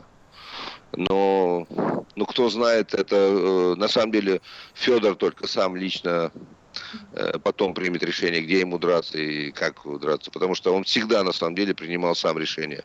Чтобы не говорили там в интернетах, что я его там использую, заставляю это делать, то делать. Он выбирает там, где ему комфортнее, удобнее, и вот так вот. Well, I think UFC have big chances to sign Fedor. It depends on what offer they will make. If Dana would not only talk, but do some things, will make a good offer to Fedor, they have big chances then. Because Fedor is a person who is a fighter who always made his own decision what contract to sign. Well, that's extremely exciting. I think, a lot of people want Fedor in the UFC because they believe that the UFC does have the best, heavyweights in the most elite competition. Fedor's a guy who, to this day, is considered one of, if not the greatest heavyweight of all time. The only criticism that's come of Fedor or probably one of the only criticisms, is just some of his competition over the years. I'm just wondering, Vadim, having known Fedor for so many years, do you think that Fedor will look to compete against the best and become the world champion possibly, or is it likely we'll see Fedor take more showcase fights? Вадим Григорьевич, все очень взволнованы возвращением Федора. Единственная критика в его адрес — это то, что он, то, что у него был такой большой перерыв в 3 года. Как вы считаете, он способен сейчас выступать на самом высоком уровне, бить самых лучших бойцов, или его бои будут только какими-то рейтинговыми? Знаешь, мое мнение, вот это чисто мое мнение, да, что Федор почему остановил свою карьеру, он просто устал, потому что 10 лет напряженной работы, без отдыха, без всего, то есть тренировки, бои, мало времени уделял семье. И он просто устал, наверное, не физически, а психологически. И, наверное, вот эта вот пауза 3 года, ему только пойдет на пользу, потому что все 3 года он был активен, он всегда занимался, он держал себя в форме, он давал мастер-классы, он тренировался, поэтому я думаю, что ничего сильно не изменится, он в любой организации станет номер 1, вот я в этом уверен. Well, before he decided to retire, Fedor was working hard, training and fighting a lot during all his career, and he was tired physically and mentally. So he decided for himself it was the time to stop, and that was common decision, and I was doing my best to make him come back, and now he decided to come back, but he never stopped training. He always gave some master classes, always had sparrings and so on. So his physical form is very good now. He didn't lose anything, and all he needs now is some time to get ready, to get prepared. Because I see fire in his eyes, he is ready mentally to fight. All he needs is just take some trainings, and he will be able to beat any fighters and the strongest fighters in the world. Now, Vadim, there's a lot of matchups for Fedor when he returns in a lot of different promotions. There's a lot of rematches like Bigfoot Silva, Dan Henderson, and Fabricio Verdum. But in particular, a fight that never materialized was against Randy Couture. Randy recently said that he's not completely opposed to the idea and would have to think about it. Would Fedor be open to fighting Randy Couture, or is that chapter closed? Вадим Григорьевич, помимо всех обсуждений, всех ставок и желаний Федора провести рематчи с Вердумом, с Силвой и с другими ребятами, есть еще Рэнди Кутюр, который сказал, что он был бы не против тоже сейчас с Федором сразиться. Вот как вы считаете, Федору был бы интересен этот бой, хотел бы он его, или это уже закрытая книга на перевернутой странице? Я просто не знал, что Рэнди Кутюр еще выступает. Но мне кажется, что это было бы интересный такой бой, на мой взгляд. Почему? Потому что это все-таки 2 легендарных ветерана, что Федор, что Рэнди Кутюр. И это был бы, наверное, интересный бой. Во всяком случае, наверное, я считаю, что этот бой был бы интересен. А Федор сам, хотел бы этого боя, как вы думаете, или у него... Я не знаю, я не задавал этот вопрос Федору, Я думаю, что, наверное, интересен, потому что этот бой уже не раз обсуждался еще в наши времена, когда мы хотели этот бой сделать несколько лет назад, и он хотел этот бой. Поэтому сейчас я не знаю, мы насчет этого не говорили. Но, на мой взгляд, бой был бы интересен. Well, from my point of view, this fight would be interesting. They are both legends, great fighters. But I can't talk about Fedor. I think that can be interesting for him because years ago it was interesting for him. Now, Vadim, we've got one more question in regards to Fedor, and then we're going to switch topics just to a bit more M1 Global. Last question in regards to Fedor is just, obviously, you know, the world's buzzing about the return of Fedor. Many fighters have given their opinion. Dagestani fighter Khabib Nurmagomedov wished Fedor good health and good luck, but he also hopes that Fedor understands that mixed martial arts has changed a lot since he retired. You know, you say Fedor's got the fire in his eyes and he's training and he's in shape. Just wondering, in your opinion, has MMA evolved much since Fedor's departure from competition? And would it be a concern for you at all when he does return? Вадим Григорьевич, там все сейчас высказывают комментарии, дают по поводу возвращения Федора. И вот Хабиб Нурмагомедов сказал, что он желает Федору удачи, и он очень рад его возвращению, но тем не менее мир ММА и уровень ММА уже поменялся за вот эти 3 года. И как вы думаете, действительно ли это так? И будет ли является ли тот уровень Федора, который был 3 года назад, соответствующим тому уровню ММА, который есть на сегодняшний день? Кто это сказал? Не понял, я не понял. Ну, нет, там это сказал Хабиб Нурмагомедов. Ну, этот боец наш, который в UFC выступает. Ты знаешь, Федор не уходил на 3 года из ММА, он всегда в нем был. Он всегда в нем был. Он, я уже говорил, он практически присутствовал на всех наших соревнованиях М1 Challenge. Он присутствовал на всех чемпионатах мира. Он прекрасно отслеживает уровень и тренировал и давал мастер-классы. Он в теме. То, что он не выступал, это ничего не значит. Федор, как сказать, все время, как сказать, был в течение, как течение моды, да, все время был в этой струе. Поэтому я думаю, что он ошибается, этот вот кто там.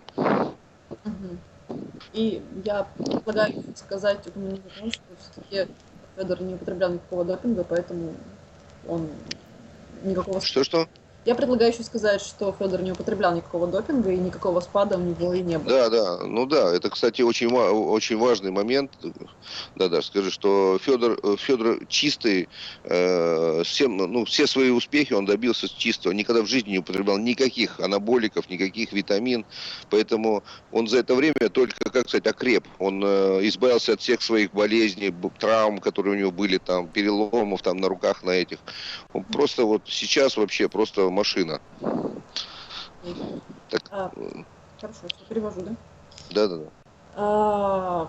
Well, Fedor actually never left MMA. He just didn't fight. He was always involved. He saw the level of the fighters. He saw the level of the championships, and well, he was involved. He didn't miss anything. He has trained constantly and kept himself active. Furthermore, he had never used any kind of doping. All his power and all his strength was gained by the hard work only. So this vacation only even benefited him because he didn't have all that, conditioning downfall that its users typically experience when they stop using it. Absolutely. Now, Daria, just on that topic, it's interesting that you bring that up. I'm just wondering, did Vadim get upset at all with Joe Rogan's comments, which were earlier on, I believe, in the year, where he did suggest that possibly it looked like Fedor may have been on PEDs at a point in his career?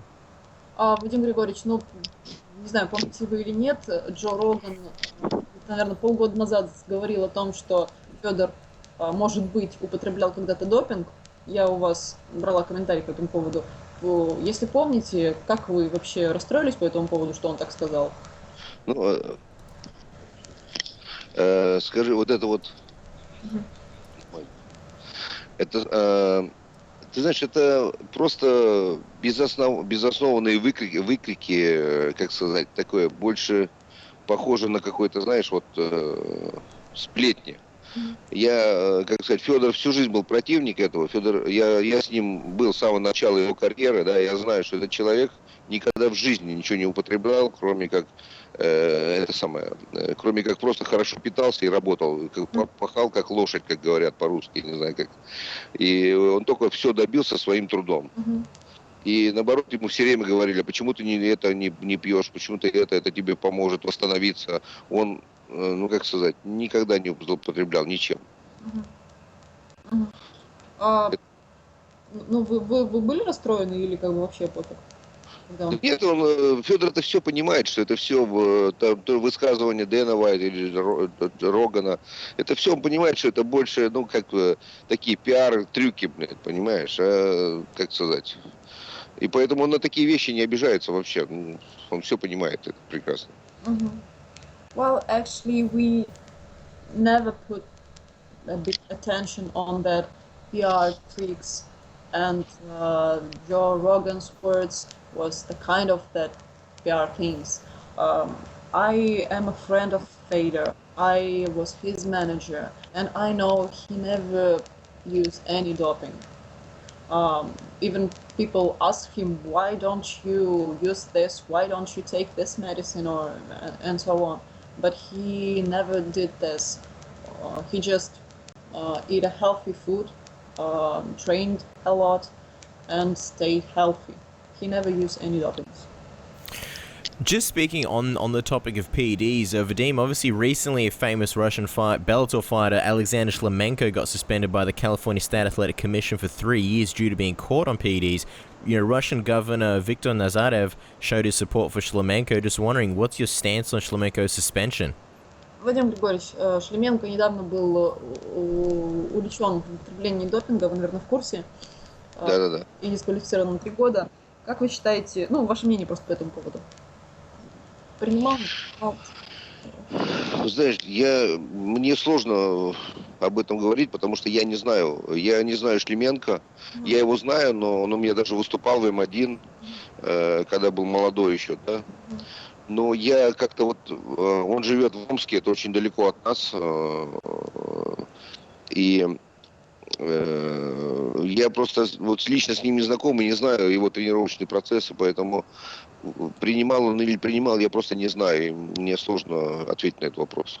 It's hard for me to answer this question because I don't know Shlemenko well. Well, he used to fight even in M1. I know him, I know who he is, but I don't know him as a person. I never saw him training. He's living far away from us. He's living in Omsk. We are in St. Petersburg. I don't know. I can't answer this question. Now, Vadim, I'd like to talk about M1 Global. Your brand is well known around the world, but you still don't have very many US, UK, and Australian MMA fans watching. Do you see M1 as predominantly a Russian company, or do you plan on making it more international in the future? Владимир Григорьевич, немножко про М1 поговорим.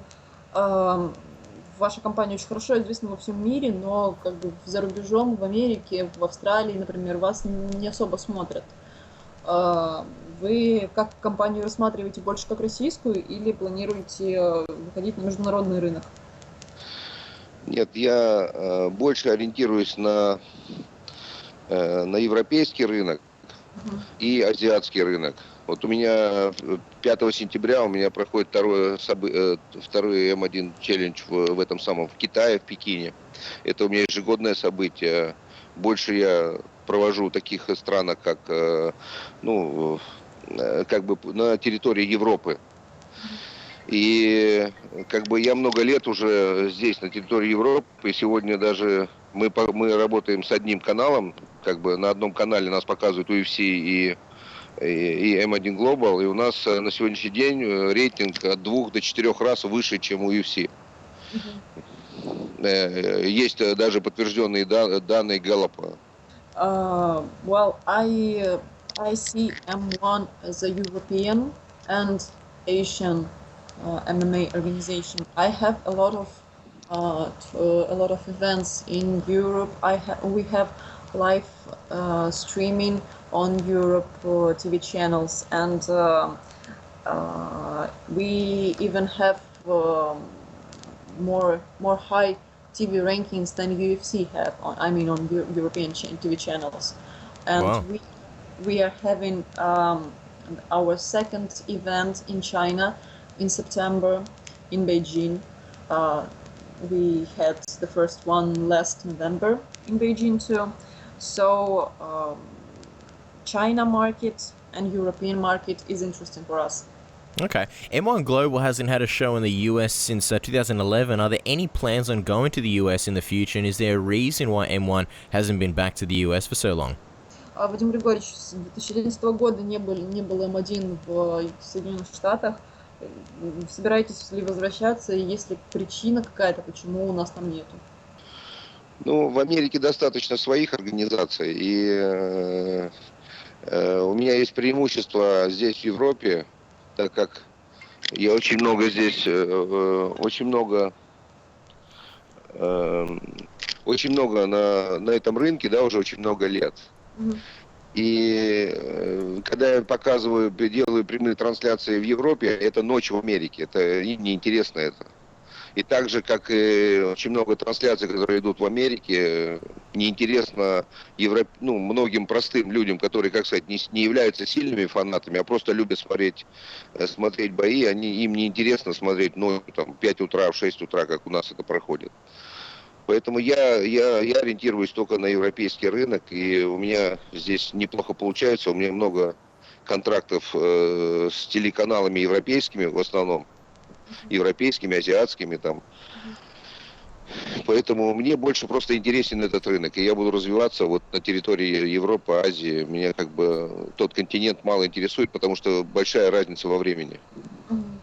Well, it's a big time difference between USA and Russia. It's not really easy for MMA fans in Russia to watch events in USA, and actually USA has a lot of its own MMA organization. I'm more interested in European market, and I have my advantages here. I have a lot of contracts with TV channels who stream our events live as well. So I just more interested in European market. You know what I mean? Absolutely. Thank you, Vadim, for his time, because the interviews have been going for a while. Just a couple of last questions and we'll wrap up. One of the last questions is, Vadim, you have a great roster of fighters. The UFC has seen such a surge of Russian fighters in the company. How do you see your current roster compared to the UFC? And who are some fighters from M1 that should get a lot more global attention, in your opinion? Вадим Григорьевич, немножко про бойцов, про наших. Можете ли, сказать о них, насколько они хороши, насколько они подходят для международного уровня, и сравнить бойцов наших с бойцами UFC, там, по уровню навыков и по уровню прочего? Слушай, знаешь, некоторые бойцы с моей организации перешли в UFC, и они все там выигрывают. Это показатель того, что бойцы, которые сегодня выступают в М1, они все очень высокого уровня. Они ничем не хуже, чем бойцы UFC. Это я большой профессионал в этом деле. Я уже 18 лет в этом году будет М1. И мы имеем большой потенциал вот здесь, на европейском континенте. Я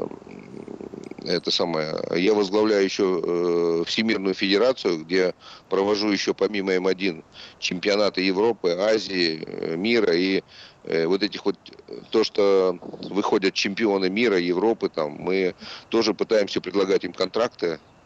И поэтому, как сказать, качество наших бойцов очень высокое. Ничем не отличаются от уровня бойцов в UFC. Well, our fighters not worse than UFC fighters, because UFC has a lot of fighters now who came from M1 and they have their win streaks now in UFC. We have a big experience in this. Our company is about 18 years. Yes.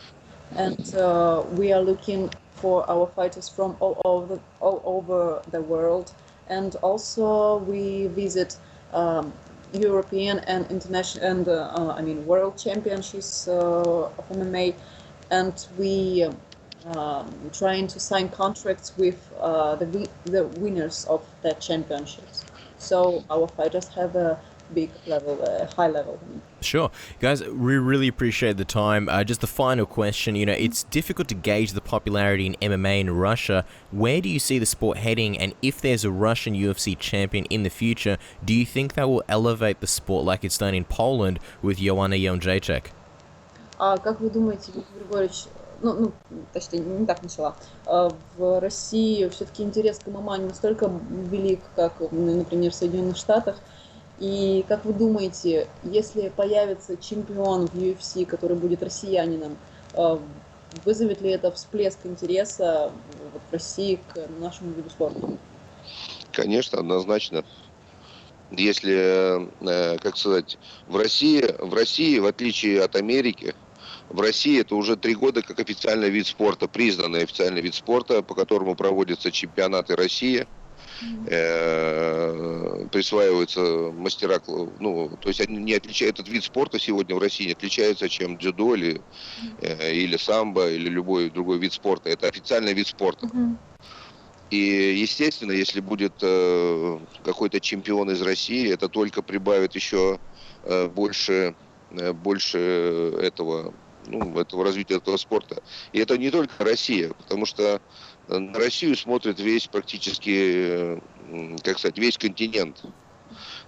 Может быть, там немножко меньше такие вот эти западные наши такие страны, как там, но вот эти все Казахстана, Узбекистана, Белоруссии, там, Прибалтики, они все очень, все русскоговорящие, вот эти все республики, это примерно одно и то же, они все на это очень сильно смотрят, и это очень сильно даст большой приток новых талантов и нового развития.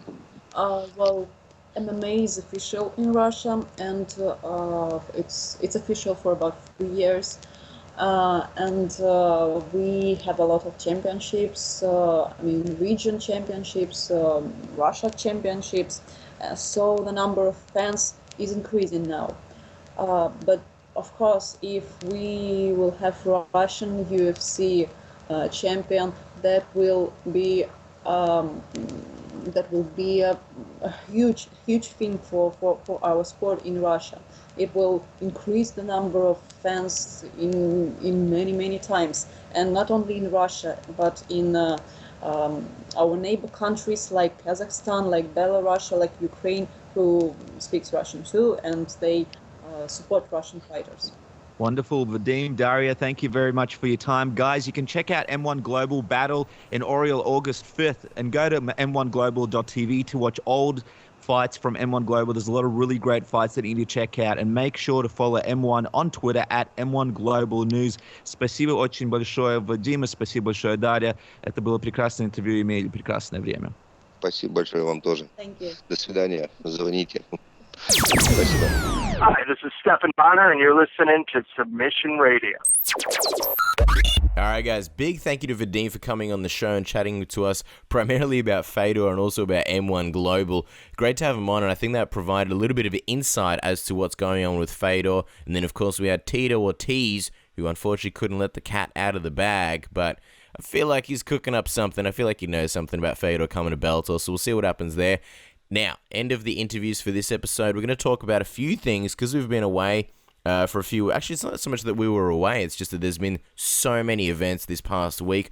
We're going to talk about a couple of them, namely UFC Fight Night 71 and UFC Fight Night 72, Bisping vs. Laitis, and Frank Mir vs. Todd Duffee. Going back in time a little bit to UFC Fight Night 71. First fight I want to talk about in regards to that one, Holly Holm versus Marion Renault. We're going to be talking about that one, the co-main Tony Ferguson, Josh Thompson, and then Frank Mir and Todd Duffee. Just taking a look at Holly Holm, I just want to pose this question. Rather than breaking down the fight, it was a dominant performance by Holly Holm. Marion Renault, unfortunately, she didn't really do much in the fight, whereas Holly Holm, she didn't finish in the fight, and that was where most of the criticism came out. She said that she believes she showed a little bit more in this fight than in the past fight, but I don't know if it was enough. My question, rather than breaking down the fight, is what do you think this does for Holly Holm chances as far as a title shot and being up there in title contention? Dennis, what do you think about this one? Well, I mean, it's interesting that you say that, Cass, because at the end of the day, I think people really thought Holly Holm was a lot further than she really is in her MMA career. And although she was a championship quality boxer, when it comes to MMA, you can still see she's struggling to put it all together. I'm not sure exactly what's going to happen with Holly. I mean, right now she is ranked number 10th in the division. A lot of girls over her, but she makes more sense than a lot of the girls that are ranked above her. And obviously, Betch is fighting Rousey, and Betch is ranked number 7th in the division. So I guess rankings don't really play a part. I wouldn't really want to see her get a title shot too soon. I think at this point, Ronda Rousey would absolutely demolish her. She just doesn't have her skills together yet. So I'd like to see her have a few more fights, really get stuff together. I saw a little bit of an improvement. I saw a little bit more confidence, but I really think it's going to take some time for her to get into her own element before she can really pose a bit of a threat to Rousey. At the moment, there's still a lot of work left to be done, in my opinion. What do you think, Cass? Well, I don't know. It's like she's very, very disciplined in the fights. She really does stick to her game plan. She doesn't really do many things wrong. I don't know whether she needs to let it hang out a little bit more. I don't know whether she needs to take more risks. She seems to be very, very safe. And I agree with you. Holly Holm was brought into the UFC basically to add depth to the division and to give Ronda Rousey another challenger. It's funny how you mentioned Betch is 7th and she's getting the title shot, which normally in any other division, the number 7 getting a title shot would be ridiculous. But Ronda Rousey's pretty much beaten every single other girl there, I think, except for Jessica Ai. So they're really, really going down the list. It reminds me of Anderson Silva when it basically went like Damian Maia, he lost. Who did he beat last? Okay, Chael Sonnen, we'll give him a shot next. I think Holly Holm just really needs to take more risks because the UFC don't want to give a fighter like that a title shot, someone who's going to play it safe. And really, at this point, I mean, Ronda Rousey's striking has come so far that she'd be competitive, I believe, with Holly Holm. And the way Holly Holm really just avoided the ground against Marion Renault. And Marion is obviously no Ronda Rousey. So Holly Holm, she probably needs to go down to the ground and get a little bit more comfortable and get some actual experience on the ground in the octagon as opposed to just in training. So I'd like to see how Holly Holm reacts being on the ground. I don't know, maybe give her a Liz Carmouche, because obviously Liz Carmouche, she's not an elite striker, she's more of a ground person, and in that way we can see Holly Holm potentially get a finish, and if she does go to the ground, we can see how she fares against someone who is actually good on the ground. Oh yeah, absolutely. I mean, when it comes to Holm, a lot of interesting matchups, even guys like Sarah McMahon, Sarah Kaufman. I wouldn't even mind seeing her versus Juliana Pena. I think that'd be a really good fight. Yeah. But certainly keep her away for the champion for now. I mean, I guess the good thing is Ronda has a good opponent next between Jessica Ai and Miesha Tate. So she's sort of got the next opponent sorted, but after that, I'm not sure. Maybe Holly will have a few fights and she'll be ready. But at the moment, I don't really think she's too close. I'll tell you what, man. When it comes to Jessica Ai and Miesha Tate, I know a lot of people are picking Miesha Tate, but I really hope it is Jessica Ai just because I wouldn't be interested in seeing another rematch with Miesha Tate after their build-up with the Ultimate Fighter Ultimate Fighter 18. And I believe it was UFC 168. Don't quote me on that, but I know it was the one where Anderson Silva obviously fought Chris Weidman. It was a massive event, massive rivalry, and a massive fight in on itself. There's just no way they're going to top that. And really, Miesha Tate, she hasn't had the most impressive of fights, recently. So I'm really pulling for Jessica Ai just for the sake of something fresh and something new. And she's great behind the mic. Jessica Ai is great behind the mic, and people just don't really realize it because she hasn't been in the spotlight that much. But you and me, we had a chance to see it for ourselves in Adelaide. She did a Q&A. We did some interviews with her. We really got to know her more on a personal level. And she's a great talker. She brings a lot of flair to the division. And if she does get the opportunity with the promos, the countdowns, I think she could be one of the sort of more exciting opponents that Ronda Rousey could have. Well, the good thing is, it's all real. Like, she's very much a self-promoter, and it comes from something deep inside her. We saw her for pretty much the whole weekend, long weekend, 4 days over the course of UFC Adelaide, the media days, the event, and everything like that. We did interviews afterwards with her as well, and she's pretty much the same off-camera and on. Good personality, very bubbly personality. So if she does win, I'd like to see the UFC really get behind her. Let's talk about the next fight, UFC 171, the co-main event, Tony Ferguson versus Josh Thompson. This was a crazy, crazy fun fight. Forget spinning shit, Tony Ferguson's rolling shit, the way he was like rolling out of those single leg takedown attempts by Josh Thompson. This marks Josh Thompson's third loss in a row. Rather than breaking down the fight itself, if you haven't seen it, go out and watch it. It was really, really fun. I believe this is Tony Ferguson's signature win. Rather than breaking it down itself, what do you think happens for these guys next? What do you think's next for Tony Ferguson in his career? What do you think about Josh Thompson and this 3-fight skid that he's on? With Josh, it's tough because the loss against Bobby Green was a strange loss. Yeah. Bobby Green really didn't do too much, and Josh Thompson didn't really win many fans. I think in this fight, he keeps some of his stock just because he's such a tough son of a bitch, and he was able to withstand so much abuse and damage in that fight and show really why he is a guy who was once a champion and is still a very good fighter. So I still think he gets another shot against someone decent to prove if he's still able to hang in the division. But his days are sort of coming to an end, I think, which is a shame. When it comes to Tony, I mean, I'm just absolutely gobsmacked by his improvement. Every fight, he looks amazing. I'm not sure who they're going to give him next, but I'd really like to see the UFC get behind this guy and give him some other great matchups. I think the Josh Thompson matchup was actually really smart because you have one guy that's sort of on his way out, and it's almost like in pro wrestling when you get sort of a John Cena putting someone over, it really makes the other guy. And I think this one really made Tony Ferguson, the UFC, are smart in saying, all right, well, if Josh doesn't win, at least we get a young up-and-coming fighter, really make his name even higher. So I think they're on the bandwagon. But he's got so many great names over him. Obviously, there's guys like Bobby Green, Miles Jury, on top of him, Michael Johnson, Eddie Alvarez. I'm not sure who they're going to throw his way. There's even Benson Henderson. I'm not sure who has fights, who doesn't. I'll have to look through it, but there's a lot of exciting fights for him. I just think he's a very, very different fighter. His style is very unique, and I really enjoy watching him fight. He puts his jiu-jitsu and his striking together very, very nicely, and I think he's got more confidence in his abilities than ever, Cass. So, I mean, if I'm the UFC right now, I'm going to be strategically booking his next opponent to keep building the star power that is Tony Ferguson. Tony Ferguson's super, super confident to the point where he almost does crazy, almost stupid things in the octagon. Like sometimes he takes really crazy risks and puts himself in bad positions. I believe there were times where he gave away takedowns. But I mean, he still won the fight. You know, and the UFC really love guys like that. I think probably the higher he gets in the division, he's probably going to have to tone that down. And I don't know if he's able to. I don't know whether that's just part of his fighting style.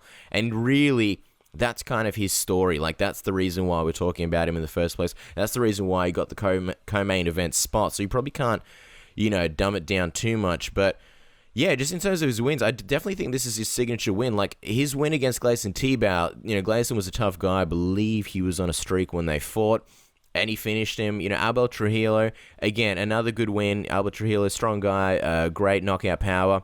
Finished him. Danny Castillo, split decision, but Danny, I don't believe, did much in that fight. That was a really, really fun fight. That was a good, I wouldn't say war, but as far as Tony Ferguson's performance there, it was really good. But those guys, the one thing they were all lacking was that name and star power. But Josh Thompson's a guy that he got brought into the UFC. He was always in the title picture in Strikeforce, and I think they really thought that it was going to be the same thing for him in the UFC.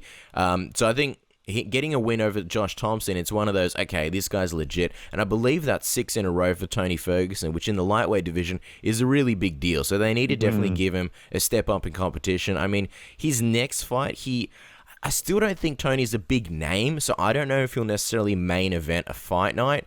There are those surprises. Sometimes you see a UFC event or a fight night, and the guy in the main event, you're like, okay, well, that's a first. This is going to be his make or break moment. He's never main evented before. So I don't know if they will necessarily main event it, but he'd be good, like really high up on a pay-per-view or possibly co-main eventing a big card, because he's a super, super fun fighter.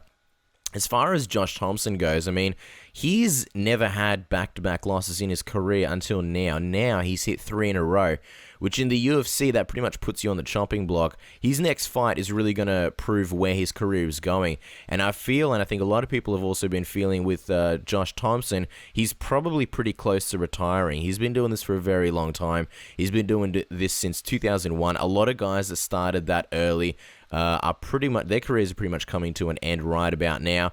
And you look at his losses, Benson Henderson, I mean, okay, former champion, really, really close fight. And I get confused between that fight and the Gilbert Melendez one, but I know there's been quite a few Benson Henderson fights where I actually thought Benson lost. So, former champion, close fight, we'll give him the benefit of the doubt. The Bobby Green fight you mentioned, weird fight, and he just didn't look like he showed up. And Bobby Green, the jury's still out on him. Sometimes he looks great, sometimes he doesn't. And then this one to Tony Ferguson, this is a legit loss. But in saying that, you know, sometimes you look to the fighters and how they perform in the octagon to sort of figure out, you know, whether they're still with it, whether they still have that passion. And man, Josh Thompson was fighting the whole time. He was in some really bad positions in certain parts of the fight, and he kept fighting out of him. He kept going. He was, you know, bleeding all over the place. So I think for that sense, the UFC will definitely give him another shot. But if he does rebound from it, Josh Thompson, he'll probably look back on his career at this period and talk about it in one of those ways where a lot of fighters do and say, look, I just wasn't feeling MMA. I lost my motivation. And if he does rebound from this, he'll say, now I've got the fire. Because a lot of guys have that. So many guys we've had on the show, you know, even Gegard Mousasi recently against Jacare, he mentioned how he wasn't feeling it. You know, Uriah Faber had it. A lot of guys have had it. So we'll see. Gunnar Nelson had it. Gunnar Nelson. We'll see if this is one of those moments where he's just lost the passion temporarily, or if he's lost it for good and he's going to retire. For sure. And look, and I think the other thing is he hasn't been embarrassed in a fight. With all due respect, he doesn't look like a Josh Koscheck or a Gray Maynard, you know, where he steps into the ring and you're like, all right, he is just a shadow of his former self and can't do anything right. So I'm really waiting to see in the next fight what the case is. I think you're right. That will be the judgment where he goes from there, because I, like you, Cass, do get the sense that I think he's sort of moving past MMA at this point.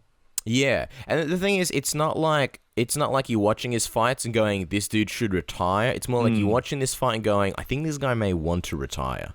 Yeah, I mean, I think this guy may be doing other things. He's been in MMA too long. It's just very strange because finally this guy's in the UFC. You know what I mean? I mean, he was in Strikeforce and other great brands, K1, for example. He was even in a fight in Pride. But the UFC arguably is probably the most watched company, and this is the most sort of casual fan base. So this is the time, you know, you got to be most motivated. Yeah. And I guess for him, he feels like this is sort of the latter part of his career, and he's got interests in other areas. But yeah, perfect analysis, Cass. Very interested to see what happens for him next fight. Let's talk about the main event, then we'll wrap up this fight night, move on to Bisping and Ladies. Frank Mir versus Todd Duffee. It was a short fight, so we might as well break it down. Dennis, what were your thoughts on this one? Well, when the fight started, I was absolutely certain that Todd Duffee was going to knock Frank Mir out. We all know Mir doesn't have the best chin. He's had some issues, but I was absolutely surprised with the fact that he was able to knock Todd Duffee out. A lot of people said Frank looked sloppy, which he did look pretty sloppy. He went into the fight quite overweight, a bit pudgy, but his boxing has improved a lot. And if you guys watch the fight over one more time, you'll see that he's actually parrying a lot of punches going over the top of them. And there's a lot of boxing technique that he didn't have before. It's very one-dimensional with his striking before, just through the same similar combinations. It wasn't even really boxing. It was like a mix of Muay Thai and kickboxing, really. He didn't really have any of that sweet science movements or balance when he threw his punches. Didn't have the angles. And it really looks like he's coming along for the first time in his career in the area of boxing. So was very impressed with him in that regard. Was also impressed he was able to take some punches from Todd Duffee, who punches like a freight train. And what can you say about Frank Mir? I mean, look, he may not be the greatest athlete in the division, but without a shadow of the doubt, one of the most accomplished fighters in the UFC. And, you know, I think one of the reasons why people respect him so much is he's had a lot of ass kickings and he's had his brains beat out of his head on many occasions, but he comes back, and that's really, really tough to do. So I was happy to see old Frank get another win. Cass, what did you think of the fight? Yeah, you know, you mentioned if Frank Mir always coming back. He always does. It's really funny. Frank Mir kind of fights best when his back is up against the wall, like when the chips are really, really stacked against him. Like, not in terms of, he's probably going to get beaten. In terms of more like, okay, is he going to retire after this fight? That's when Frank Mir fights best, and he's done it multiple times in his career. You mentioned Frank Mir's chin. I actually kind of disagree. I think Frank Mir has a pretty decent chin, but in the past, he just reacted very poorly to getting hit. Like, he was almost like the opposite of Brock Lesnar, who would freak out and basically gun it. Frank Mir would always just kind of get tagged, and he'd be too calm. He wouldn't hit that emergency mode button. He'd sort of be like, look, I'm good, I'm fine, and then he'd take a whole bunch of other punches, and that would usually lead to his demise. Because, like, in terms of his KO losses, there hasn't really been too many times where he just got knocked out clean. Like against Shane Carwin, that was a really long stoppage. Brock Lesnar, TKO, Gino Dos Santos. I mean, I think everyone knew Frank Mir was going to get knocked out there. But again, it was a series of punches. Josh Barnett, I mean, was he even out cold? Nogueira, he almost got knocked out, though. But even there, like it wasn't like a one-punch knockout. It wasn't like boom, hit, drop. Like the way he knocked out Todd Duffee, that was like one punch, you're out, tree falling in a forest. With Frank Mir, it's more been like, okay, he's rocked, then he eats more punches, then he eats more punches, and then finally they stop it. So I think he's got a pretty decent chin. But you're right. I mean, look, this is a really, really sloppy fight. It's just that Todd Duffee was way more sloppy. The punch that he threw that actually didn't connect and that led to him getting knocked out, it was really wide, came way out of the outside. He loaded up. Both guys loaded up on pretty much all their punches. Frank Mir was just the one that basically hit him. And you're right. Look, there was a lot of Look, there was more technique than it appeared just because Frank Mir, he didn't look like he was moving that well. But you're right. He did parry a lot of the punches. And upon rewatching it, I thought Frank Mir ate a lot of shots. There were a few crucial moments where he ate some shots that could have been fight-altering. But, I mean, he survived them. Respect to him. I think it was a sloppy performance, but it was better than what it actually looked like. That punch, though, that Todd Duffee threw, I don't know what punch that was. Like, if you look at his positioning of his hand, it was almost like a big slap. It was like he was going to paw Frank Mir, and if it connected, it looked like he was going to break his own hand. But I'll tell you what, man, when Frank Mir hit that punch and he knocked Todd Duffee out, that was insane. It was like a massive log just falling over in a forest. Like, timber, boom, he's out, knocked out cold. I think one thing that has to be mentioned about Frank Mir, he was very, very aggressive in this fight. He was the most aggressive we've probably ever seen him in any fight. Because Frank Mir reminds me of those guys who's kind of like, I think he's a strong guy, but I think he maybe doesn't believe in how strong he is. So it's almost like he's been a very reactive fighter. He always tries to counter people, basically let them get on top of him, and then he'll work for a submission, or let him do something and he'll try and counter. And in this case, he was the aggressor, and he basically came out and just absolutely destroyed Todd Duffee. One thing I will say, though, I was alarmed at how fat Frank Mir was. Because people say he was a little bit pudgy, a little bit extra around the midsection. I reckon he looked massive. I think he hasn't looked this bad since he came back from the actual motorcycle accident. So, I don't know. Like, we've heard from a few people and some training partners about Frank Mir's work ethic in the gym. And he said, I think it was in the countdown or the promo for it, that he's been super motivated by Todd Duffee and his the war of the words that they had to really step up his training in camp. I don't know whether he was fighting off injuries or what. I mean, we've heard quite the opposite, that Frank Mir often comes and, maybe doesn't train as hard as he could, and that is a little bit alarming. Like as far as his style, as far as his punching in that fight, could you really see him succeeding against other guys in the division? Because let's be honest, Todd Duffee, I think he has a far worse chin than Frank Mir. And Bigfoot Silva, his chin's pretty much gone. Like, imagine him doing that against, say, like, I don't know, an Alistair Overeem or a Junior Dos Santos if they had a rematch. Yeah, Junior Dos Santos, no way. But, Alistair Overeem, I don't know. I'd give him a shot. I don't know about Alistair. And you know what? That Alistair Overeem loss, it wasn't that great of a performance from Alistair Overeem, I didn't think. I thought that was a bit of an loss. And even when he lost to Daniel Cormier, that wasn't like, Cormier dominated him, pushed sort of up against the fence, but that was a bit of a air loss as well. And then he had that loss against Josh Barnett, which a lot of people thought might have been a little bit early. But yeah, I don't know. I'm excited to see what they do with him next. And obviously, Cass, the fight that I've been talking about that I'd really be interested to see, and this is sort of a dream matchup, is this fight against Fedor if he did get signed to the UFC. Now, I know we just spoke to Vadim, who said, hey, look, the UFC actually has a good chance of signing Fedor, which surprised me. Didn't really think the UFC would have a chance because of what happened before. But I think Frank Mir would be one of those guys that would be a perfect opponent for Fedor when he comes into the company, because here you have a guy, he's not the most dangerous guy in the division. So you're not going to get Fedor was thrown right into the deep end. But this is a very, very interesting matchup because you got a guy that's submitted, and broken Antonio Rodrigo Nogueira's arm. He's broken a bunch of arms. He's a submission artist. And then you got Fedor, who's a submission guy himself, a legend of the sport as well. And it's a great fight because it's a winnable fight for Fedor, obviously. But then if Frank Mir wins it, man, that guy won't stop talking about the fact that he submitted Fedor.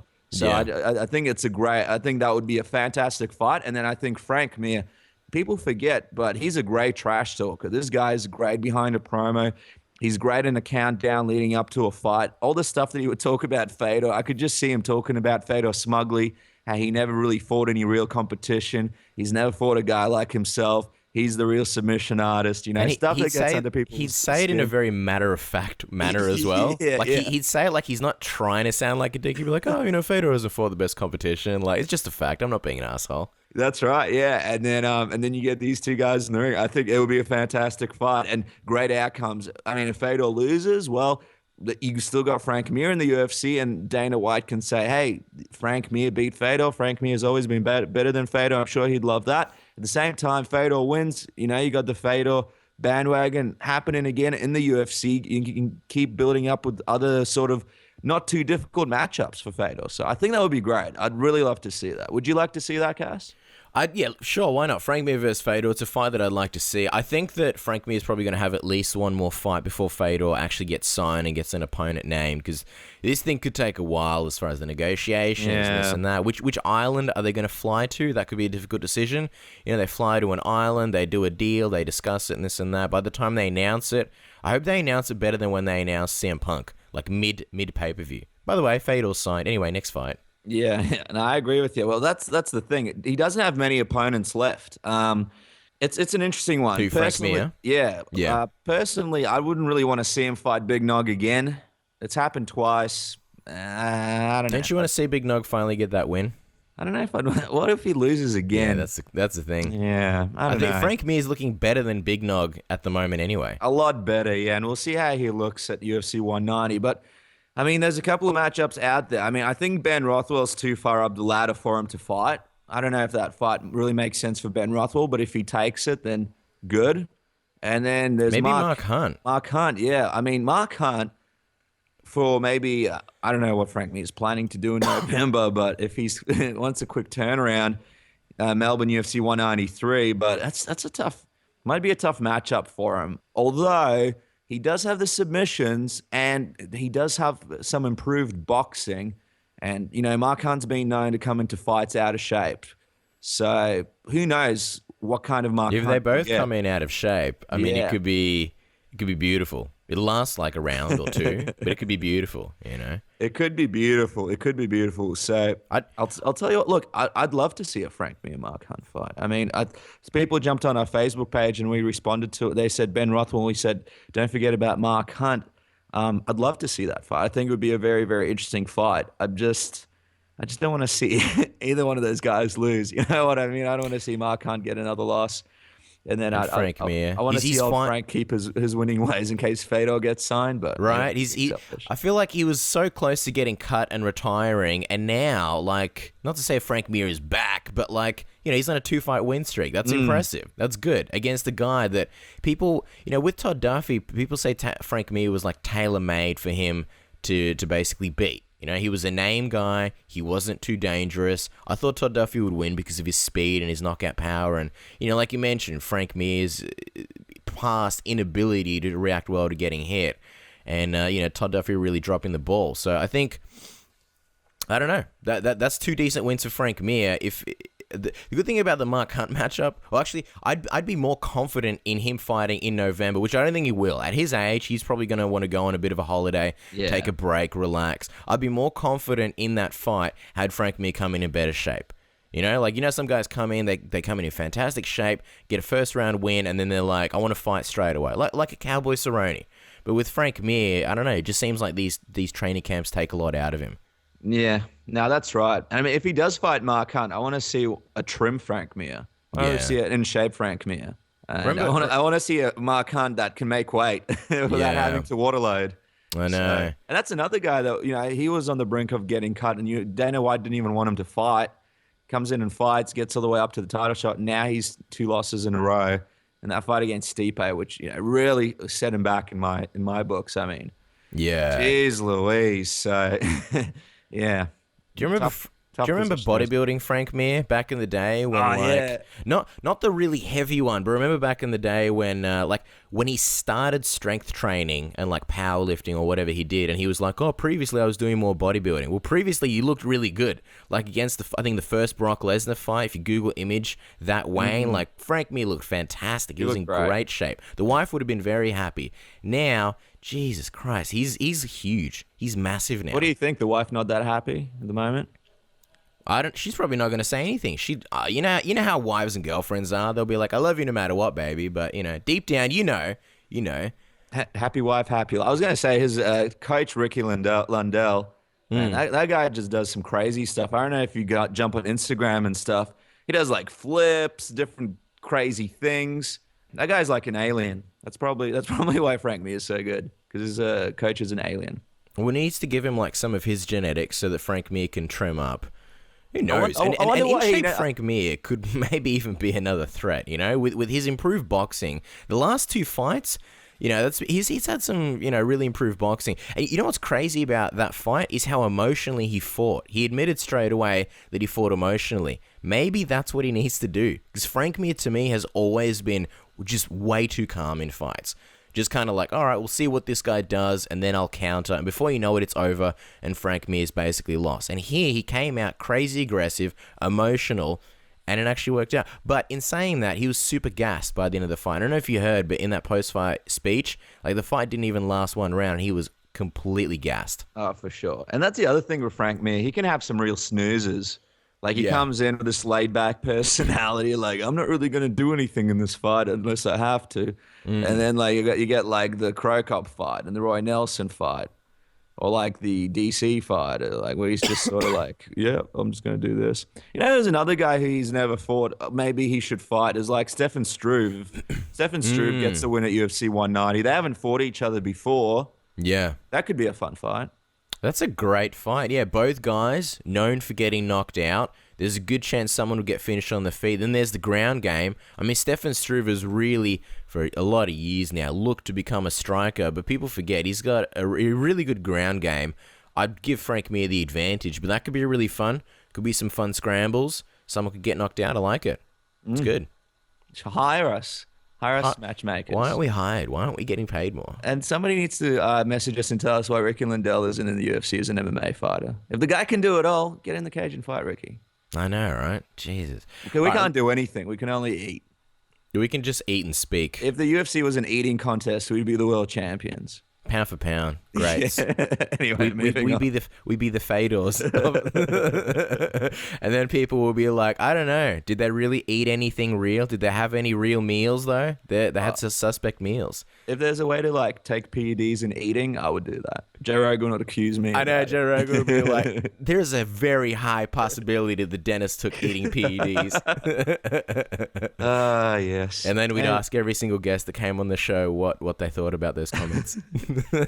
Oh man. Anyway, moving on. There was another huge event. MMA fans are very lucky. 2 UFC events in 1 week. This one, UFC Fight Night 72, Bisping versus Laters. A pretty good card for a fight night card. Some exciting matchups. Cass, Joanne Calderwood versus Courtney Casey. What did you think of the fight? What were your thoughts from it? The first like 30 seconds or minute of the fight, I thought Joanne Calderwood was basically in trouble. She almost got finished on the feet, and it looked like her UFC career was in trouble because she came in with a lot of hype behind her, of course. She did, yeah. Last fight we spoke about, she fought in Poland against Marina Moroz. She got caught in that armbar. We both agreed that it seemed like a very lazy armbar that she should have seen coming. She seemed like she was dealing with some kind of personal issues. And at the start of that Courtney Casey fight, it was like, oh no, here we go again. She rallied, and it was a good comeback from her. She looked good in the fight. She attacked Courtney Casey's body a lot, which was really smart. Courtney Casey obviously got the call on, I think it was 10 days' notice. It was a really fun fight. Joanne landed some big shots. She got the win. It was a decision. It wasn't a crazy finish or anything, but there was a lot of back and forth. I think Courtney Casey's stock actually rose quite a lot, coming in on such short notice and doing pretty decently against Joanne Calderwood and really staying in there till the end. This is a fun fight. This is an awesome chick fight. I thoroughly enjoyed it. I'm glad to see Joanne Calderwood get a win. She's not, she's a little bit closer to getting a shot at against Joanna, but she's not really that close. She's going to have to get quite a few big wins before getting put in that title, but it was a decent win by Joanne. Well, there you go. I mean, look, she's ranked number 9th now. What's next for Joanne? I mean, she had a good win, but she hasn't amazed people with this win because it was a late replacement. Do you want to see her fight Felice Herrig, maybe, who's ranked number 10th underneath her? Or would you want to see her have a shot against someone like Atisha Torres, who's ranked number 5th? Yeah, look, both fights could be good. Tisha obviously would have the wrestling advantage by far, but Tisha likes to strike. I think Tisha really wants to get back in there after a performance at UFC Mexico, which, a lot of fighters had boring performances, I think, due to the altitude. Can't believe Felice Herrick is ranked below her, but I guess that makes sense. Yeah, put her in against Felice and let them both possibly catch some ground. Felice, she's had a lot of striking experience, but predominantly her advantages are on the ground. And then Joanne, obviously, she's more of a striker. So the old classic striker versus grappler matchup. Let's do it. I wonder how she'd do an American Ninja Warrior. That would be a Joanne good tell Calderwood? sign. Yeah, it'd be a good tell sign of how she'd do against Felice. Yeah, pretty much. I think she'd do terribly. I think we do terribly.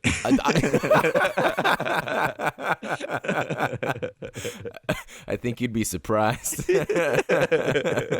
I mean, yeah, no, I sound like an asshole saying that. No, look, because like with Felice, like she seems like an athlete, like she's had her losses, but she seems like an athlete. And then Michelle Waterson, like she's also quite the athlete. Joanne is like a fighter, back in the days, the UFC around 70s, 60s, 50s, like there were guys that were good fighters, but they weren't athletes, like they could only ever be good as fighters and probably wouldn't be very good at other sports. Joanne kind of seems to me like that, she's not like crazy athletic. But you're right. Look, we would dug do yourself terribly. out of the hole very nicely. And one of her teams was the Dinky Ninjas fight team.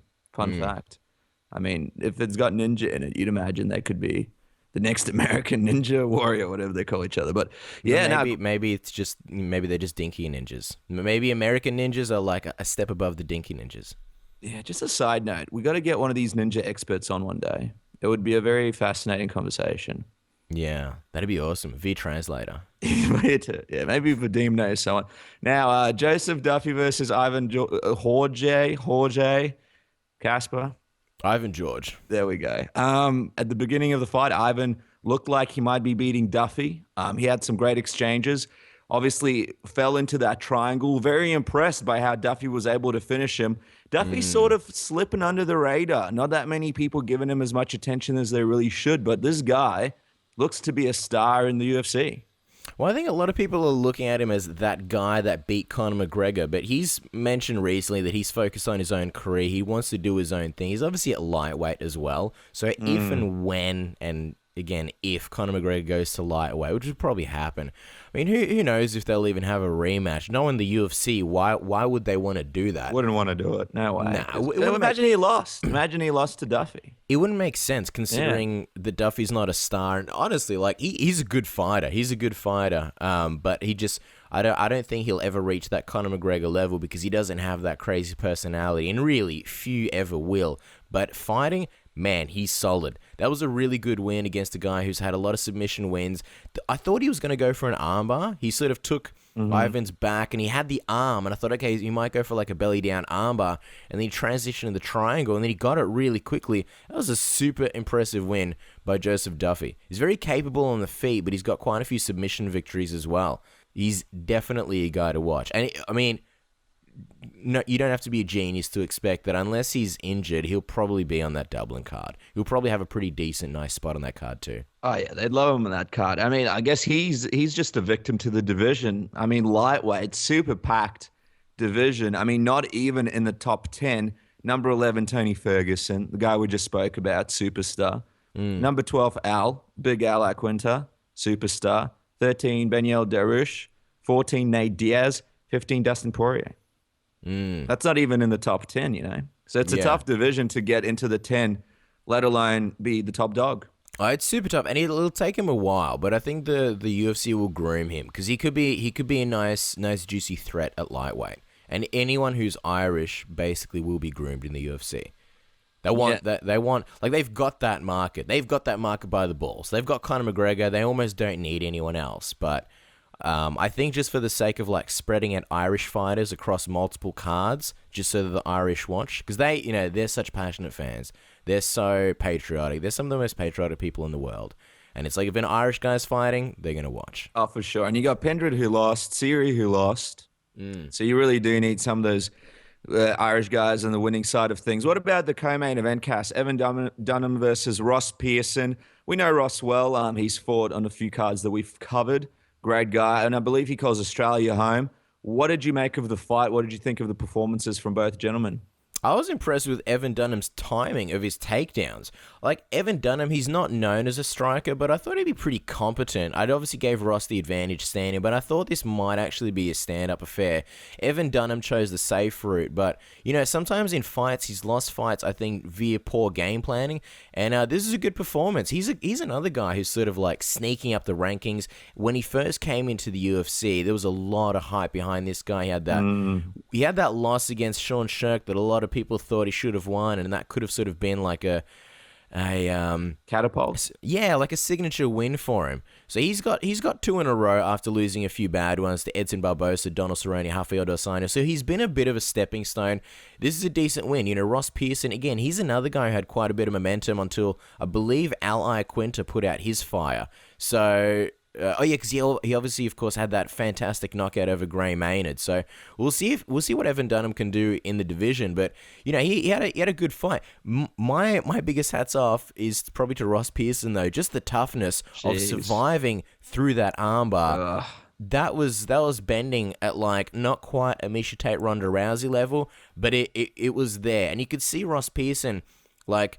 And anyone who trains, like, say, BJJ or MMA has been in that position. And it's a shitty position to be in, and it's a scary position. I'm a coward, so I tap straight away. I don't want my elbow hurt. I don't want my arm hurting. But you can see Ross Pearson really fighting for it. He was turning his hand or turning the wrist so that Evan Dunham couldn't quite get the angle. And I didn't think he'd have success actually getting out of there. But sure enough, he did. Massive hats off to Ross Pearson. What did you think of this fight? I feel like Mike Goldberg would be like, so you want to be a fighter at that point? Yeah. Man, and the face that Evan had when he was trying to put that armbar on, he had this like, I don't know, watch the replay, had this face like he was like an angry man trying to rip the leg off a chicken at a family dinner. It was crazy. A lot of respect going out to Ross Pearson. Really the difference between a lot of these guys that fight in the UFC and a lot of these other guys that are sort of coming up the ranks is just the mental toughness that these guys go through, and having an arm broken or dislocated, or like even look at John Jones, you know, that's the difference, I think, between the UFC and coming up in the other leagues. You got to go through some of these situations. I mean, I think Ross, he still did well for a guy with one arm. He had some good exchanges, but very impressed with Evan. Some of those takedowns were crazy. I agree with you, Cass. I mean, he got some really good takedowns. He looked really, really good. And then afterwards, a very modest post-fight speech. I'm a journeyman. They call me up. I take the fight. I'd be like calling out, I don't know, Anderson Silva or whoever else I could call out. I'm going to call this guy out, that guy out. So yeah, he's a great guy. He's a gentleman. He's a great guy. I mean, that Sean Shirk fight, I think that's the fight that people remember him for most. But it's great to see him have another resurgence in his career. He's 33 years old, but it feels like he's been in the sport forever. And it's great to see him have a big win like this. What do you think about Ross Pearson? What does this do for Ross Pearson? Well, I'll say this, right? With Ross Pearson, obviously known for his striking, he doesn't have the wrestling to really be at the top of the lightweight division. If he was going to have it, he'd have it by now. Unfortunately, I think Ross Pearson has reached his ceiling, and I think he'll be relegated to the fun fights. Like this fight, you know, I think the UFC probably expected that they were going to stand and bang. I think that's the kind of fights that Ross Pearson's going to get from here on out. You know, he won the Ultimate Fighter, but I don't see him fighting for a title pretty much for the rest of his career. But I like him. He has fun fights. Yeah, and certainly a spot for him in the UFC now with UK cards, Australia versus whoever, the Ultimate Fighter, and they love to put him on the Australian cards. He lives here, so is it a good time in the UFC where they need a lot of showcase fights, a lot of guys like him from different countries to get the viewership up. So he's certainly got a job, and he's still got a nice KO over Sam Stout. So still in there. Now, what about the main event, Cass? I mean, Talis Latis is a guy that's been a friend of the show for quite some time. We always get him on. Super, super nice guy. For people who don't know it, just a great guy to talk to, a genuine guy. Couldn't be nicer. And obviously Michael Bisping, a guy that, you know, we've done some media tours around. Again, consummate professional. I've never seen someone build up a card like he did with Luke Rockhold in person. I mean, that was crazy. He was just a promotion machine. Obviously a great fighter, but some questions coming in since his eye injury. He ends up winning a very, very tight decision. before we talk about whether we agree with the decision or not, what did you think of the fight, Cass? What did you think of the performances? I think it was awesome. The first round, there was a lot of feeling out, and I was like, oh man, I hope this isn't what it looks like 5 rounds. As the second round got started, I absolutely loved this fight. It's very back and forth. There was a lot of like, I kick you, you kick me. I punch you, you punch me. I rock you, you rock me. There was a lot of back and forth. You know what's crazy? I have to point this out. Thales Leites, like, I remember when we had him on the show and we asked him, like, do you feel confident standing with Michael Bisping? What do you think about Michael Bisping's footwork?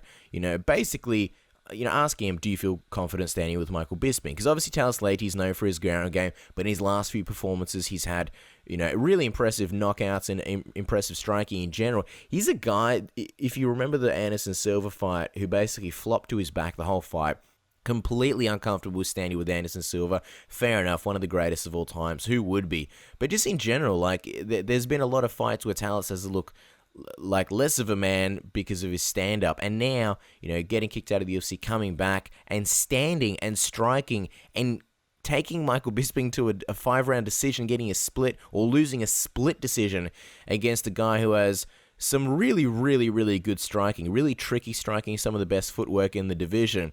That's crazy impressive. And it's not like Thales Leites was just hanging in there. There was times where he really hurt Michael Bisping. The only thing I will say, because Michael Bisping, he recovers very quickly, but Thales Leites, there were moments in the fight where I think he could have capitalized, and I'm not saying he necessarily would have He almost held him up against the cage at one point. Let the guy fall down. Yeah, I know. If he wants to go down, you let him go down. I remember there was one moment where Bisping was, I believe, exiting, and Thales Leites caught him with a punch. I want to say a right hook, but I could be wrong. And Bisping was very visibly rocked, and Thales Leites he didn't react at all. I don't know whether he didn't notice it or what happened, but he didn't react at all. It didn't pounce on him, didn't do anything. And I know a lot of it had to do with Thales Leites. Look, in the past, he has gassed. He's had cardio problems. He was saving himself very much. So you'd see him come out at the start of the round, at the start of the gate, just, charging. But the crazy thing was he finished the fight doing the same thing. I really thought rounds 4 and 5, these are not going to be Thales' rounds. I was like, he's going to be gassed by then. I thought if he's going into this fight, I thought if he's going to finish Michael Bisping, he's going to do it probably in the first, second round. By third round, his chances are really dwindling. And he played a very smart fight. I was really, really impressed with Thales Leites. What about you, Dennis? Yeah, very, very impressed. I mean, you basically broke it down in a very good way. Michael Bisping with some nice kicks, and an in-shape Bisping. He looked good. Physically, he looked in shape. His footwork was on point. He had a lot of great exchanges, some good combinations. It's probably the best Bisping's looked in a while. He did look good against CB Dollway though, but I think he had some crisper combinations in this one. What did you think of the decision? Did you agree with it, Kaz? Did you think Bisping was the winner? For sure. I think with Thales Leites, he did have some good flurries, and he did catch Bisping with some shots. But overall, man, Bisping landed, and I haven't seen like the Fight Metric or CompuStrike's, reports or anything like that. But to me, it just seemed like Bisping landed way more volume. Yeah, it's interesting because I thought Thales Leites won just because he had a bit more octagon control. And even though Bisping outlanded him, I felt like Leites had more significant strikes. Like, he was closer to finishing Bisping in a lot of times in the fight rather than Bisping was closer to finishing Leites. But, it was a very, very close fight to call. What did you think about the 49-46 decision? Reckon that's about right? Or two were 48-47 going each way, and then one was 49-46 to Bisping. I'd probably go with 47-48. Yeah, I think 49-46 is a bit too much. I think that's a bit of a stretch. Yeah, I think Taylor's probably won at least 2 rounds. It was one of those fights. Like I was just enjoying it. So enjoyable. Such a great fight. A lot of times I'll sit down, I'll sort of score it round by round. It's just one of those times where I didn't do it, so I couldn't tell you exactly which rounds Michael won.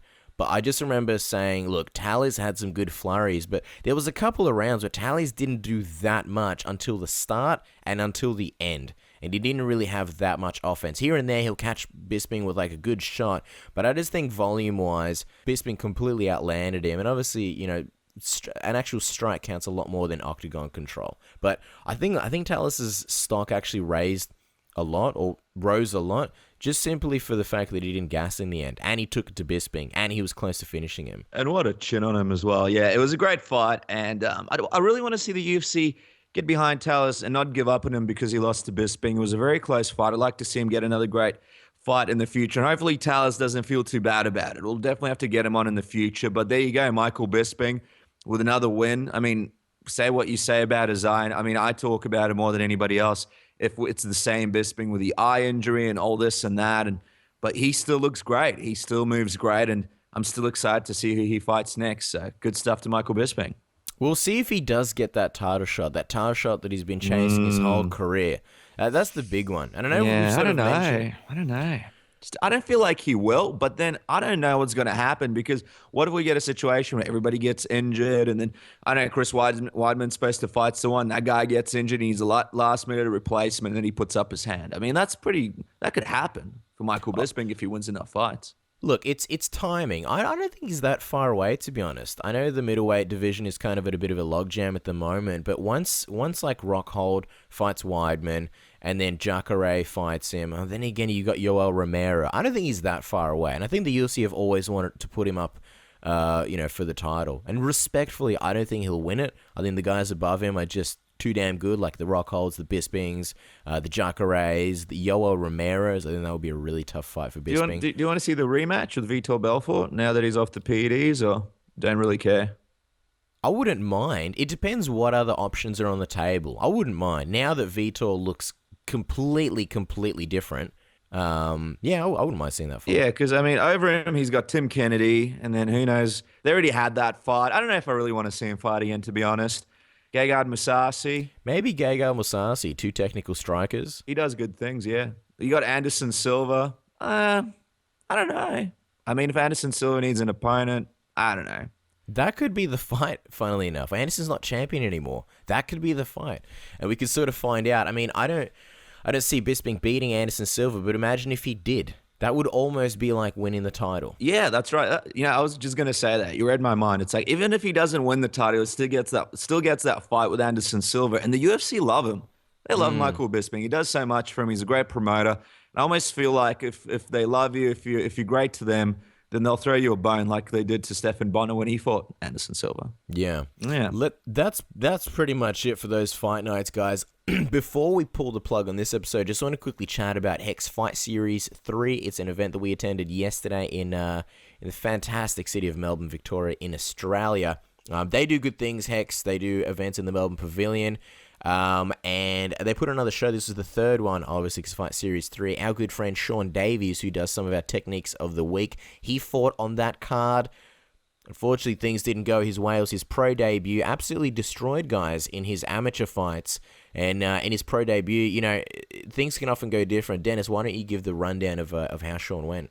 Yeah, he did really, really well. Unfortunately, it wasn't the right weight class for him. It was a welterweight, 77 kilograms for those in the States that don't work with the kilogram system. Basically, what happened was Sean came in at about 75 kilograms. He didn't really even need to lose weight. So he was under already. He fought a guy who was really big. But the guy that he fought, Sam Hayward, put up a great performance. Unfortunately, even though Sean dominated him grappling-wise, he got caught. And I think we had a chat with Sean. He got guillotined in the second round. Guillotined, yeah, in the second round. And we had a chat with Sean, and he's learned a lot from this experience. And we're very proud of him for stepping in the cage. Me and Cass were sort of like his unofficial cornerman in a lot of ways. And it was a lot of fun for him to come out to his song and his first pro fight. So a lot of stuff happening for him there. Also, Hex making a deal with Pancras.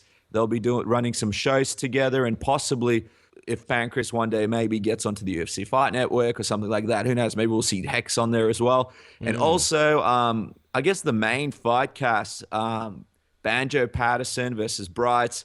Patterson ended up losing. He was a crowd favorite. A lot of people thought he would be signed to the UFC if he won the fight. He was actually beating Brights for a lot of the fight, but unfortunately ended up losing. I believe it was a submission loss, Cass. It was a guillotine. Basically, I feel like Banjo, look, the fight, it wasn't the most exciting of fights. I think Banjo played it very safe. Bryce was basically looking to hold on to Banjo a lot of the time. He spent majority of the fight on his back with Banjo Patterson on top, and it looked like Banjo was going to coast to a victory, a decision victory, and then unfortunately he got hit with a few punches and ended up getting caught in the guillotine in the 4th round. Yeah, looked like he was going to win, but unfortunately he didn't. For those who don't realize, he's got a huge support system here in Australia. So a lot of disappointed fans, but good on Patterson for getting in there. And guys, you can check out Hex at www.hexfightseries.com. They're a great organization run by Trent James, who is a fantastic guy. So excited to see what they do next. That's pretty much it from us for this week, guys. I hope you enjoyed. A big thank you to our guests, Tito Ortiz, Michelle Waterson, and of course, Vadim Finkelchtein and his translator, Daria. It was a pleasure interviewing all of them, guys. Hope you enjoyed the show. Thank you so much for tuning in. And before we pull the plug, of course, don't forget to follow us on Twitter at SubmissionAUS. We've got some great content coming on the YouTube channel, some brand new techniques, going in a different direction, a bit more upscale, better production. We're going to be doing stuff with Dan Kelly, Judo for MMA. We've been doing a lot of Brazilian Jiu-Jitsu recently, and we're switching it up. We did some Sambo's MMA in the past, so now I think it's time for some Judo in MMA, some exciting stuff. Before we finish up for this week, Dennis, any last words for the fans? Yeah, no, it's good that you brought up Dan Kelly. Obviously, for everybody listening in Melbourne, he's got a really cool gym. It's at 86 Buckley Street, Footscray. It's called Resilience Training Center. Me and Casper were extremely impressed with the facilities there and some really great talent. Shout out to Owen, who's getting ready for the Olympic judo team, and a great team up there. So if you're around Footscray, without a shadow of a doubt, pop down there, say hi to Dan. They're the most friendliest guys you'll be able to chat to. You won't even realize this guy's like a superstar, ex-Olympic athlete and a UFC fighter. He's just such a nice guy. Go down there, join up. You won't regret it. And Cass, I just want to hear from the people in the comment section below. Who do you want to see Frank Mir fight next? And do you think Michael Bisping versus Anderson Silva could be a good idea for a fight? Other than that, give us your thoughts on the fights that transpired on Facebook and on YouTube. And as always, we'll give you guys our responses. We love talking to you guys and we love hearing from you. Stay safe, guys. We'll catch you next week.